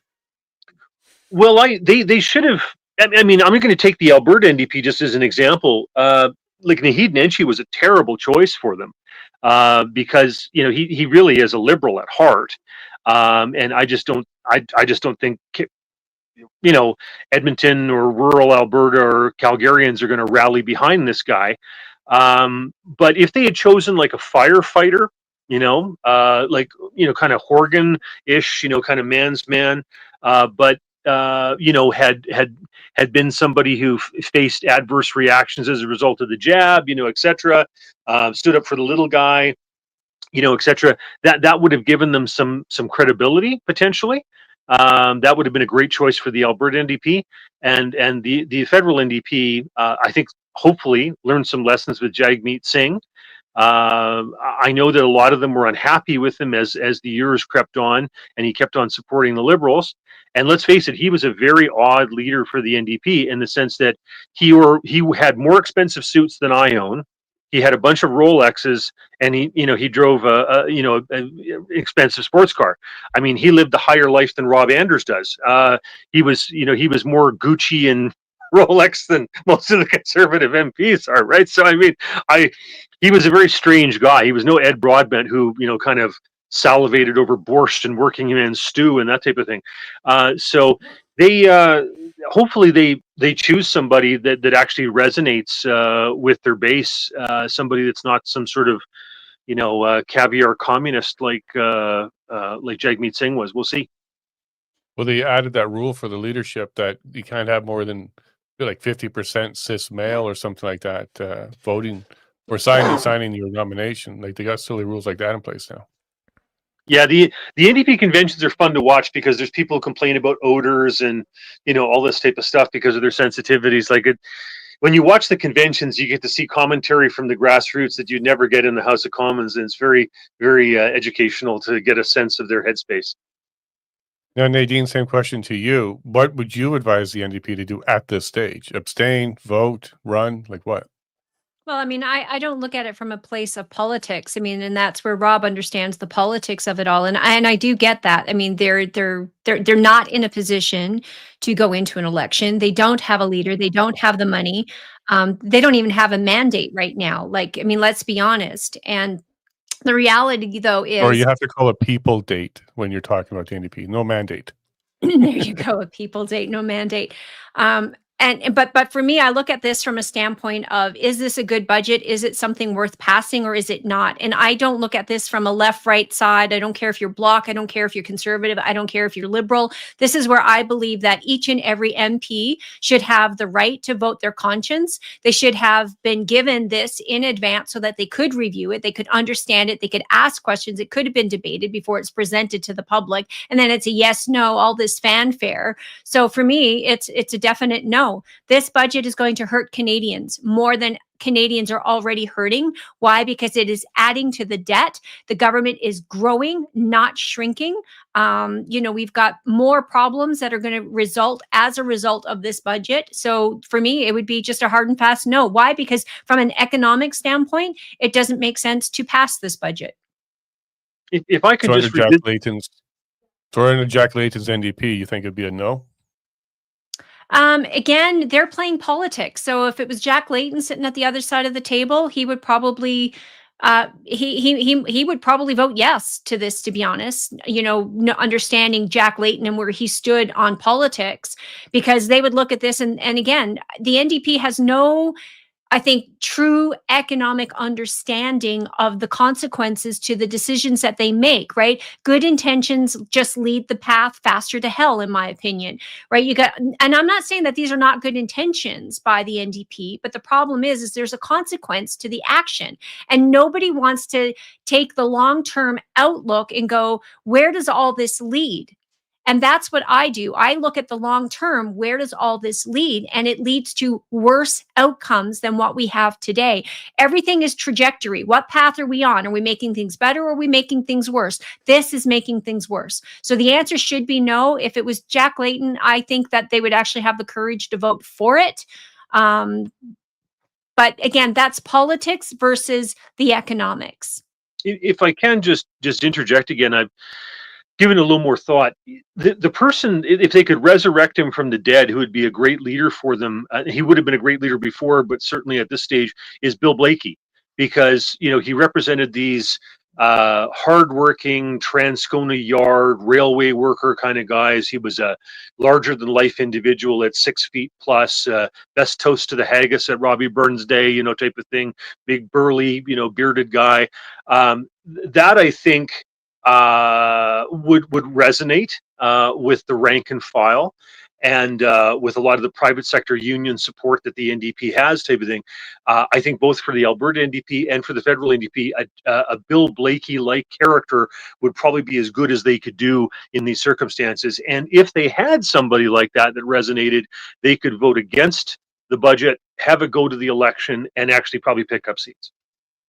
Nico, would you be shocked if the NDP came out and voted no and forced an election? It's not going to happen. You'd be shocked. Would I be shocked? Yeah, I would. But the conservatives don't want it. This is the part. I'm a conservative. I'm a real conservative, but I'm closer to Republican. I'm not those right-leaning liberals. I'm a conservative. I'm a Christian first and foremost. I spend a lot of my time in the U.S. I'm a Republican when it comes to politics, and we don't have conservatives here. We just don't. And I look at Pierre Poilievre does not want an election. So right then and there, for the past 2 weeks, he's made it clear that he doesn't want to go there. So I'm like, no matter what, we're not going to see it. He has a golden goose right now that he could get an election, because this is what you can see. In my opinion, the Liberals are doing this on purpose. They want to put a terrible budget together in order to try to force an election, because they, for some reason, they think they can get a majority. Because they will need a majority in order to put Bill C2, C8, C9, C63, and all the crap that they're trying to pass through that budget right now. They're going to need a majority in order to do it, because people at one point will stop voting for them, and Canadians are starting to push back. Just look at what happened to Bill C2. They had to retable Bill C12 while removing all of the stuff that was scary outside of one thing. So people push back. There's more than 300 civil organizations that just said, you cannot pass this bill the way it stands. So it seems like Canadians are somewhat waking up, outside of the fact that Pierre Poilievre is not a conservative and does not want an election. I think he's satisfied to just be the opposition. So it seems no matter where we look, we have a uniparty going on in Canada. Voting is just to keep the masses entertained. And no matter what, we're going towards a global agenda that is destroy Canada. Canada sits on, I would argue, the most natural resources, untapped natural resources in the world. And we have a government that's doing everything possible to keep them in the ground, to make sure we don't exploit our natural resources. Not a single reason in the world that we should be paying personal income taxes. When we talk about doing policies that either are constructive or destructive, personal income taxes, you want to talk about reducing the motivation for people to succeed. There you go. That's it right there.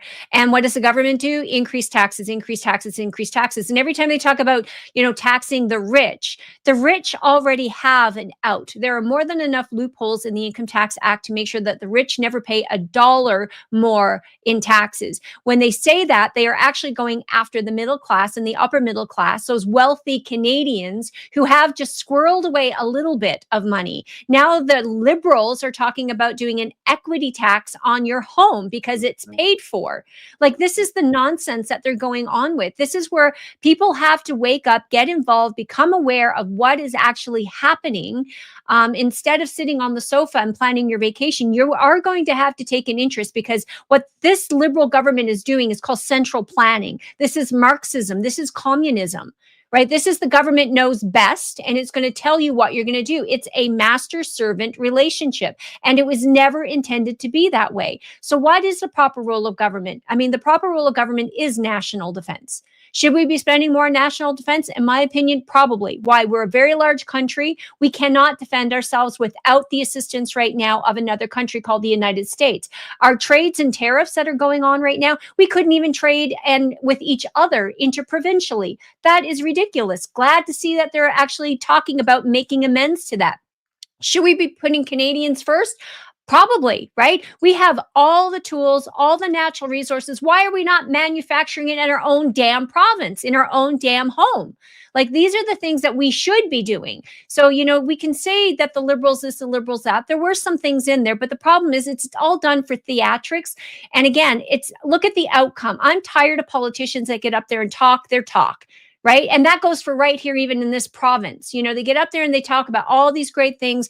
And to Rob's point, they want a leader that's charismatic, who, looks the part, can talk the part. What I want is competency. I'd like to see some merit put back into this. You know what? If you're going to run for government, what skills do you bring that add value to this country, instead of just another bum that sits in a seat that's just going to vote however the party votes? And more than that, I want somebody that's going to flip tables. I want somebody that's going to flip tables, that's going to call out people for what they're doing. Love or hate Trump, that guy is messing things up on purpose, and he does not care what you think. Carney called him to apologize. He's like, you know what? You apologize. I'm still not going to deal with it. He says that to the camera because he does not care. But that's what I want. I want a guy that's going to break tables. I want a guy that's going to get escorted out of the House of Commons because he lost it in front of everybody and started calling everybody across the aisle and in his own party, because we're at a point right now that our economy is getting destroyed. Carney's here to finish what Trudeau started, and the end goal is not good. If people don't realize what's coming, you need to wake the fuck up. And I'm sorry for my language, but I'm tired of seeing politicians like what we saw today. Blah, blah, blah, blah, blah. Everybody's clapping. Poilievre's making a joke. Today, the Conservative Party released a really bad comedy skit making fun of all the liberals. How about you take that money and invest it back in Canada instead of spewing that garbage? Like, what is happening here where our politicians are dancing like clowns? It's literally the WWE for adults, but their supporters are clapping. Just like we saw the politicians, oh yeah, this is great. Whoever they're voting for, if they're voting for Poilievre, oh, this is great, such a great guy. The same thing on Mark Carney's side. Like, what's happening? I always feel like I'm that crazy person, you know, in movies, you see that crazy bum on the side of the street that's just, apocalypse is coming, listen to me. That's who I feel like I am.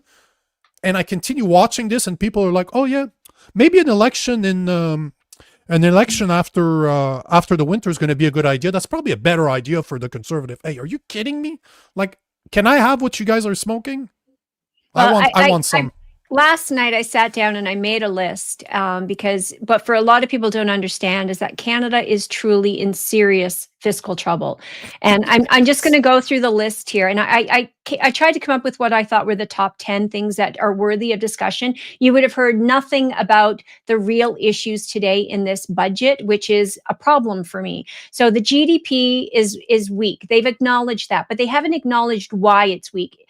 The Bank of Canada has made it very clear there are structural issues here. Monetary policy cannot fix this. Fiscal policy has to fix this. And who is the fiscal policy? Fiscal policy is the government itself. It's their own poor policy decisions that have led us to where we are today. And only they can fix that. They can increase productivity by getting out of the way. Instead, they continue to add more regulation, add more costs, and see themselves as a central planner directing the economy instead of getting out of the way of the people who actually produce. The government doesn't produce anything. Every dollar it spends is an expense. That has to come from somebody who is producing it, right? And right now, if you look at, 25% of the government, the economy is government funded directly. And then you have another 25% that are NGO consultants that hover all around the government. Again, teachers are publicly funded. Healthcare is publicly funded. All of those people do not add to the productivity, the bottom line of the economy. Why? Because they are being paid with after-tax dollars, right? So it is the small business owner. And then we basically do not give small businesses any incentive. Now they're here in our own province. We got people talking about increasing wages again, the minimum wage. If you want to bring in higher unemployment, you want to bring in more bad fiscal policy, go ahead and do that. But you're only actually hurting the people you're trying to help. So our GDP is in a world of hurt. Productivity and investment, it's fled Canada, and 25% since 2015. Business investment has decreased, and it's not changing. We're still on the same trajectory. So we have businesses that are leaving. We have other people who have invested in Canada in the past that are going, wait a minute, money likes predictability, it likes stability, and it is not seeing it here. Why? And it's not seeing it here because of government policy, right? Who knows which direction this government is going to take? And if it takes a direction today, that's likely to change. 317, I think, new regulations that came into place in the last couple of years. 317, think about that. Can you predict what the government's going to do next? I can't, right? That's a problem for investment. People do not want to invest in that. So, 50% of all the jobs that have been created have come out of government, right? Not the private sector that, again, produces the taxes that pay for these bills. You cannot borrow your way to prosperity. It is an impossibility, right? And so every time the government borrows a dollar, well, there is your inflation. That's what people need to understand. Inflation is not prices rising. That's the cause. That's the consequence. The cause is every time the dollars get printed off that money machine, right? That's when the inflation. That's it right there. It's just unfortunate that it takes 12 months, 18 months to see the ripple effects as costs go up. So Right now, costs are not going up, they're going down. They're going up. Why? Because we have a $90 billion deficit.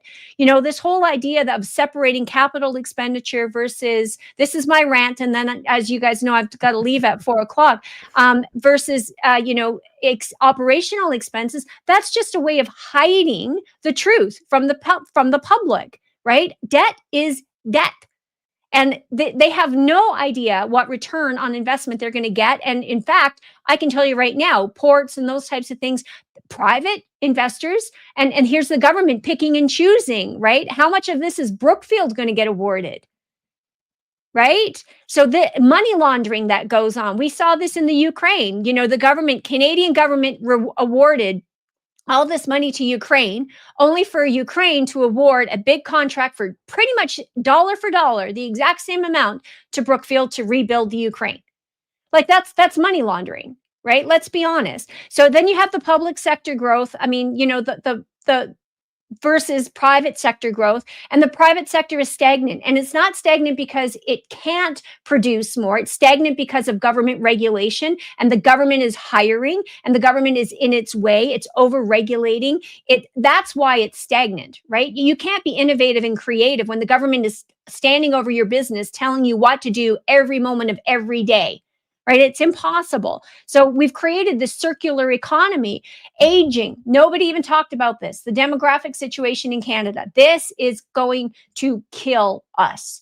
We have the 60 plus, and that means not unless they kill us first with jabs, Nadine.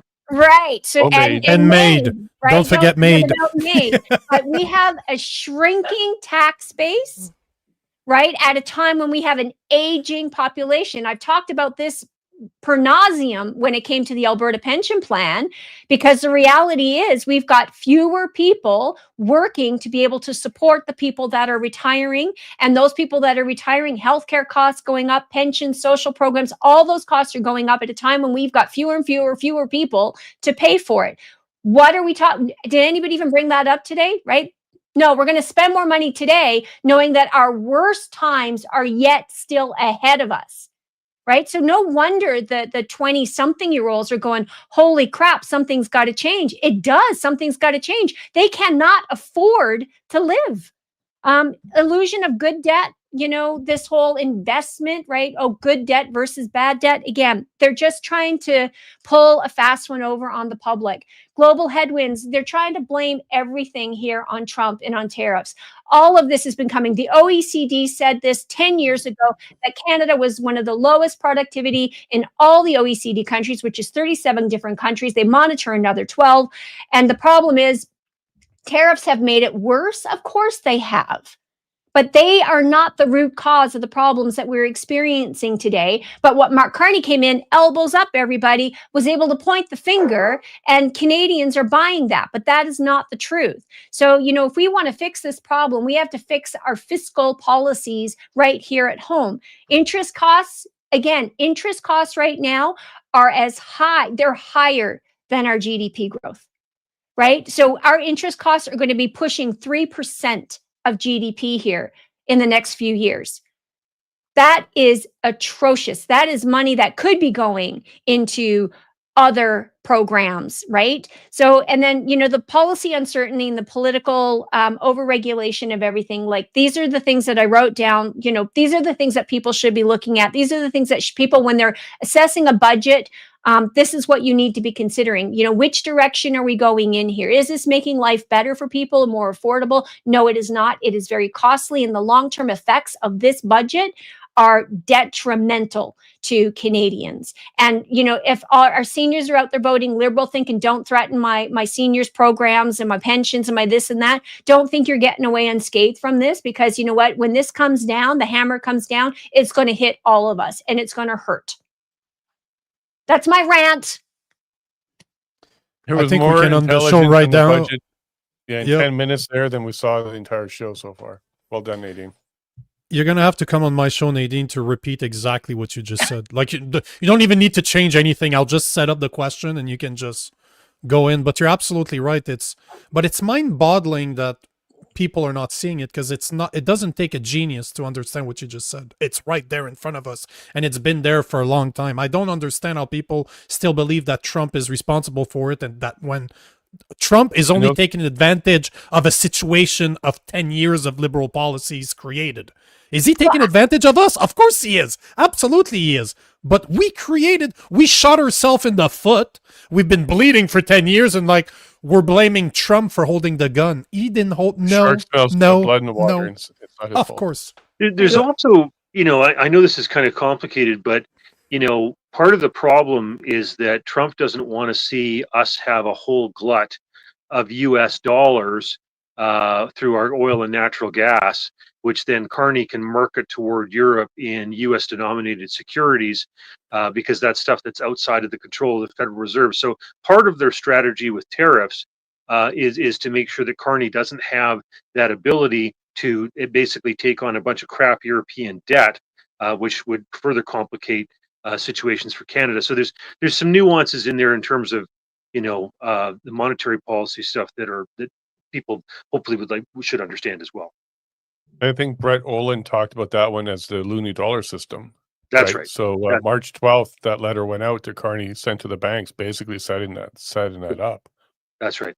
And I also wanted to say about the last election, like one of the reasons the Liberals were able to survive, they brought in a new guy, it wasn't Trudeau, but the other thing is the collapse of the NDP, right? And that's the reason why the Liberals could be looking forward to another election shortly, because if they don't have a leader, et cetera, whatever, somebody like a Bill Blakey type character, they're hoping that collapse will further benefit them to give them a majority. Well, let's be honest. We don't have NDP Liberal. We have socialist, and then we have independent-minded, freedom-thinking individuals. So there's the conservative, and then there's the socialist. And the NDP, that's where the Liberals gained all of their votes, was from the NDP. But that's because they are exactly the same, right? It's like there is no difference between the NDP and socialism. There is no difference between the Liberals right now and socialism. There is no difference, in my opinion, between a progressive conservative, with the exception of they may want fiscal conservatism, but yet they're all okay with the social programs. But you know what? You can't have this. I mean, let's be honest, Rob. I mean, progressive conservative is the biggest oxymoron that is absolutely out there. This is how we're getting slaughtered in the polls, because we have nobody that stands up for conservative values anymore. Yeah, I mean, wow, you must be loved on social media, Nadine. You and I are in the same group. Wow. I certainly never considered myself a progressive, but I do recognize how perverted that all was, because it all came about as a result of the election that replaced Robert Borden type of thing and Arthur Meehan, and Meehan had brought in a bunch of gun control measures because of the Winnipeg General Strike in 1919, and then got punished for it just a few years later because Carrar came out of the West. They didn't like what was being proposed in terms of the gun control legislation. So anyhow, there's echoes of these things throughout history. And keep in mind, Nico, that Nadine only had her top 10 items. She could keep going a lot more. And I'm not joking. A good episode with her would be probably beneficial. Yeah, we definitely have to have a conversation, Nadine, because I record with a Liberal every day. So it makes for very interesting conversations as a real conservative, not a progressive conservative. What an oxymoron that is. But he's becoming it would be interesting. A liberal in name only. Like he's converting. Yeah. Yeah, he after 10 months of recording almost every day, I'm changing him. He's starting to have conspiracy theories on top of that too. So for a Liberal, that's a massive step. Look, I just wrote a book. I didn't write this book for conservatives. I wrote this book for the people who were slightly left of center. The reason being is because you have to have the conversations that need to get started, right? And so if you go in with, you've got all the answers and you're going to talk to somebody and you're just going to tell them, they're just going to tune out, right? So for me, I wrote Alberta Rising simply for the reason of, here's a book, go read it. Now, I'm coming over in a week. We're going to have a coffee. You tell me what you disagree with in this book, right? And that at least opens the dialogue. It gets the conversation started, and then people can have a conversation, because the left will shut the conversation down. Conservatives are more than happy to have the conversation, right? But now how we have the conversation does matter. We can't come at it from a place of preaching to somebody and telling them that we're right and they're wrong. Prove it to me. I loved the whole Charlie Kirk, the way that he did things. Yep. Prove me wrong, right? Prove me wrong.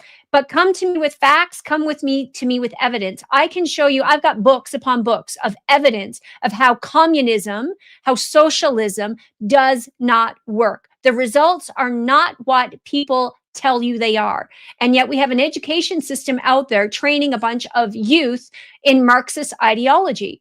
How does that end? I can tell you how it ends. The same way it's ended the 1,500 other times it's been tried in society, right? So this is what we've got to kind of get back to, having the conversation. Prove it to me, though. Show me the facts, because I can show you tremendous number of facts, outcomes, results of, and is capitalism perfect? Of course not. Find me any system that is perfect. It doesn't exist, right? Why? Because it's run by human beings. That's why, right? Human beings people want to talk about the markets are being rational. Markets are not rational. Markets are very irrational. Fear and greed. Why? Because there's people involved. So, once you understand human psychology, we do the best we can with what we have. But the reality is, the government and this idea that central planning knows better than all of us combined. I don't think the government knows what's best for me. Nico, I'm sure the government doesn't know what's best for you. Jason, Rob, does the government know what's best for you? But yet they make one policy and then they use force to apply it to everybody. And you know what? I tell people when they say the government should do something about that, I'm like, move back in with your parents. And they're like, what? And I'm like, move back in with your parents. Because if you want somebody to make decisions for you, let your parents make decisions for you. That way, at least they don't impact me. Right? I'm an adult. I'll make my own decisions. There's a mic drop moment right there. Rob, we're wrapping up here, so we got about 4 minutes or so left. Are the Liberals, Carney, are they lame duck at this point? Are you going to have difficulty getting anything done? Well, Ontario default position usually supports the Liberals. They only switch from that if they feel they're in really dire circumstances. I hope the public does wake up about the dire circumstances financially. My guess is they're not going to wake up until bank accounts get seized, or that's like I wish they were paying attention and skeptical about these deficits and these debts and the inflation and everything else. But I don't know. Time will tell. And I do agree with you that I think the NDP, if there was an election, they would be picked off by the Liberals. They'd focus on the last seats there and pick them off, because NDP voters will go Liberal if they have enough motivation. And they went into the last election as they had opposition, right? They weren't a party with no party status. Now they're a party with no party status. I think even more would jump ship if there was an election right now. I think that'd be the end of the NDP.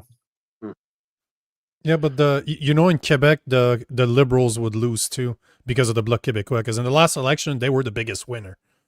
They won more seats, and there's a lot of riding in Quebec. Like there's one in Terrebonne, one vote, and Election Canada says, yeah, no, one vote is not enough to redo an election. After Election Canada made the mistake on their mailing envelopes, but all to say that I don't think the Liberals realize that they would lose a lot, especially in Quebec, because it sounds like no party wants an election. Sounds like none of them would be ready for an election. No. Outside of, it seems, the Liberals. They're the only one that seems to be cocky enough to believe that they can have, because to me that was just a taunt. That budget is just to taunt the oppositions to vote against it so that they can somehow win a majority.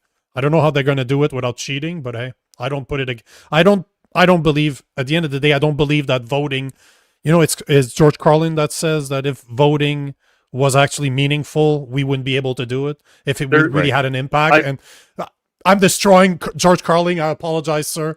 That guy was a great comedian. Well, but I just wanted to add, they're not beyond cheating. I mean, I had to sat through the committee, testimony on Shawinigan, type of thing, or what was going on for the brown paper envelopes in Quebec. Like, they're not beyond that.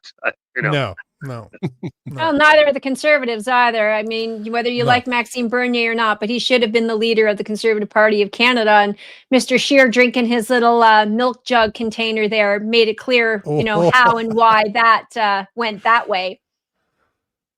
Yeah, well, every single leadership race in the various parties has been by a certain vote tabulation system, which I won't name for the sake of liability. But that's the truth. Yeah. You know.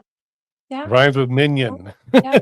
And and then on the voting situation, let's be honest, parties pick the nominees, right? They Yep. pick whose name is on the ballot. So, we are given the illusion of choice, but the reality is those choices have already been made for us. So, people like you and I, we don't, and Rob, I mean, you guys had a bit of a different, scenario back then. You started your own party. But the reality is, like, for myself or yourself to run for the Conservative Party, we can never get our name on a ballot because the party itself will make sure that our name is never on a ballot. Yeah, you have too much conviction and too much character for that. You You can ask have to be Richard able to- Decoré.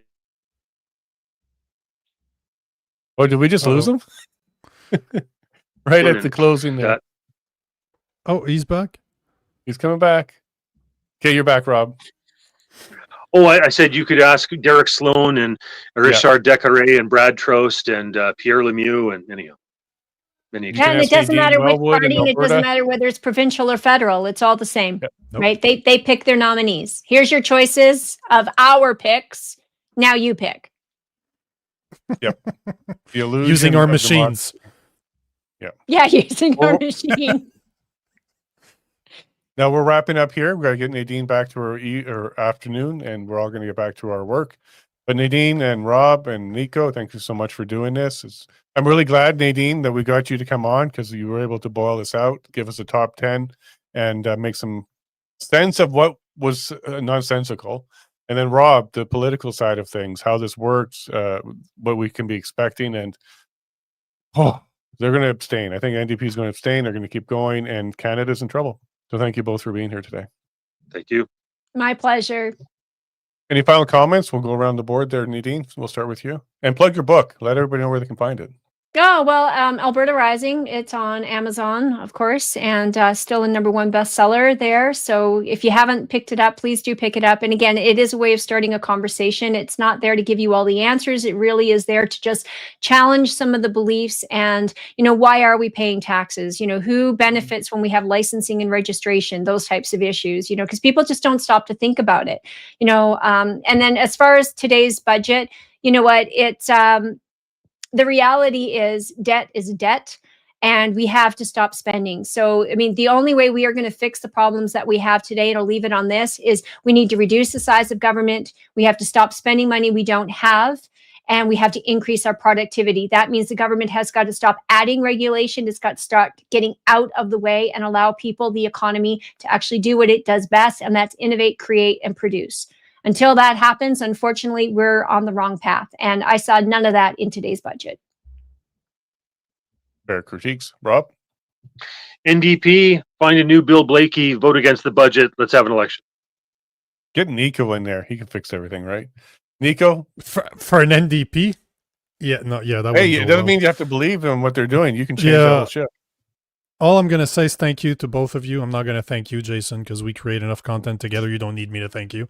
But thank you to both of you. I'm going to be reaching out to both of you to do so that we can create some content too. But all I'm going to say, Nadine, is it's fun to have, and don't take this the wrong way, another hothead. Because I'm always the hothead on the show. I'm always the one that loses my mind. So thank you for balancing. Like Rob and Jason balanced us. Like that diagonal like this. Like good stuff. Well, I hope at least it came across as an intelligent, articulate hothead, not 100%. 100%. Absolutely loved it. So thanks again for being, both of you, thanks for being here. You're very I also welcome. want to thank you. Go ahead, Nadine. I say it's always a fun when Jason asks me to do something, whether it's, come help you campaign or whether it's, be a guest on your show. It's always my pleasure to do so. Yeah, Nadine's awesome. Yeah, she did. She drove all the way up here to help me campaign in the federal election, knocked on doors for 3 days. So thank you very much for that. Appreciate that. And also thanks to the audience for being here today on a 100%. Tuesday afternoon to come hang out and see how this budget was going to come out. Almost 1,000 people watching us right now, so really appreciate that. Make sure you give everybody a follow and you check out what we have coming up soon. So thanks to the audience as well. You all take care and God bless.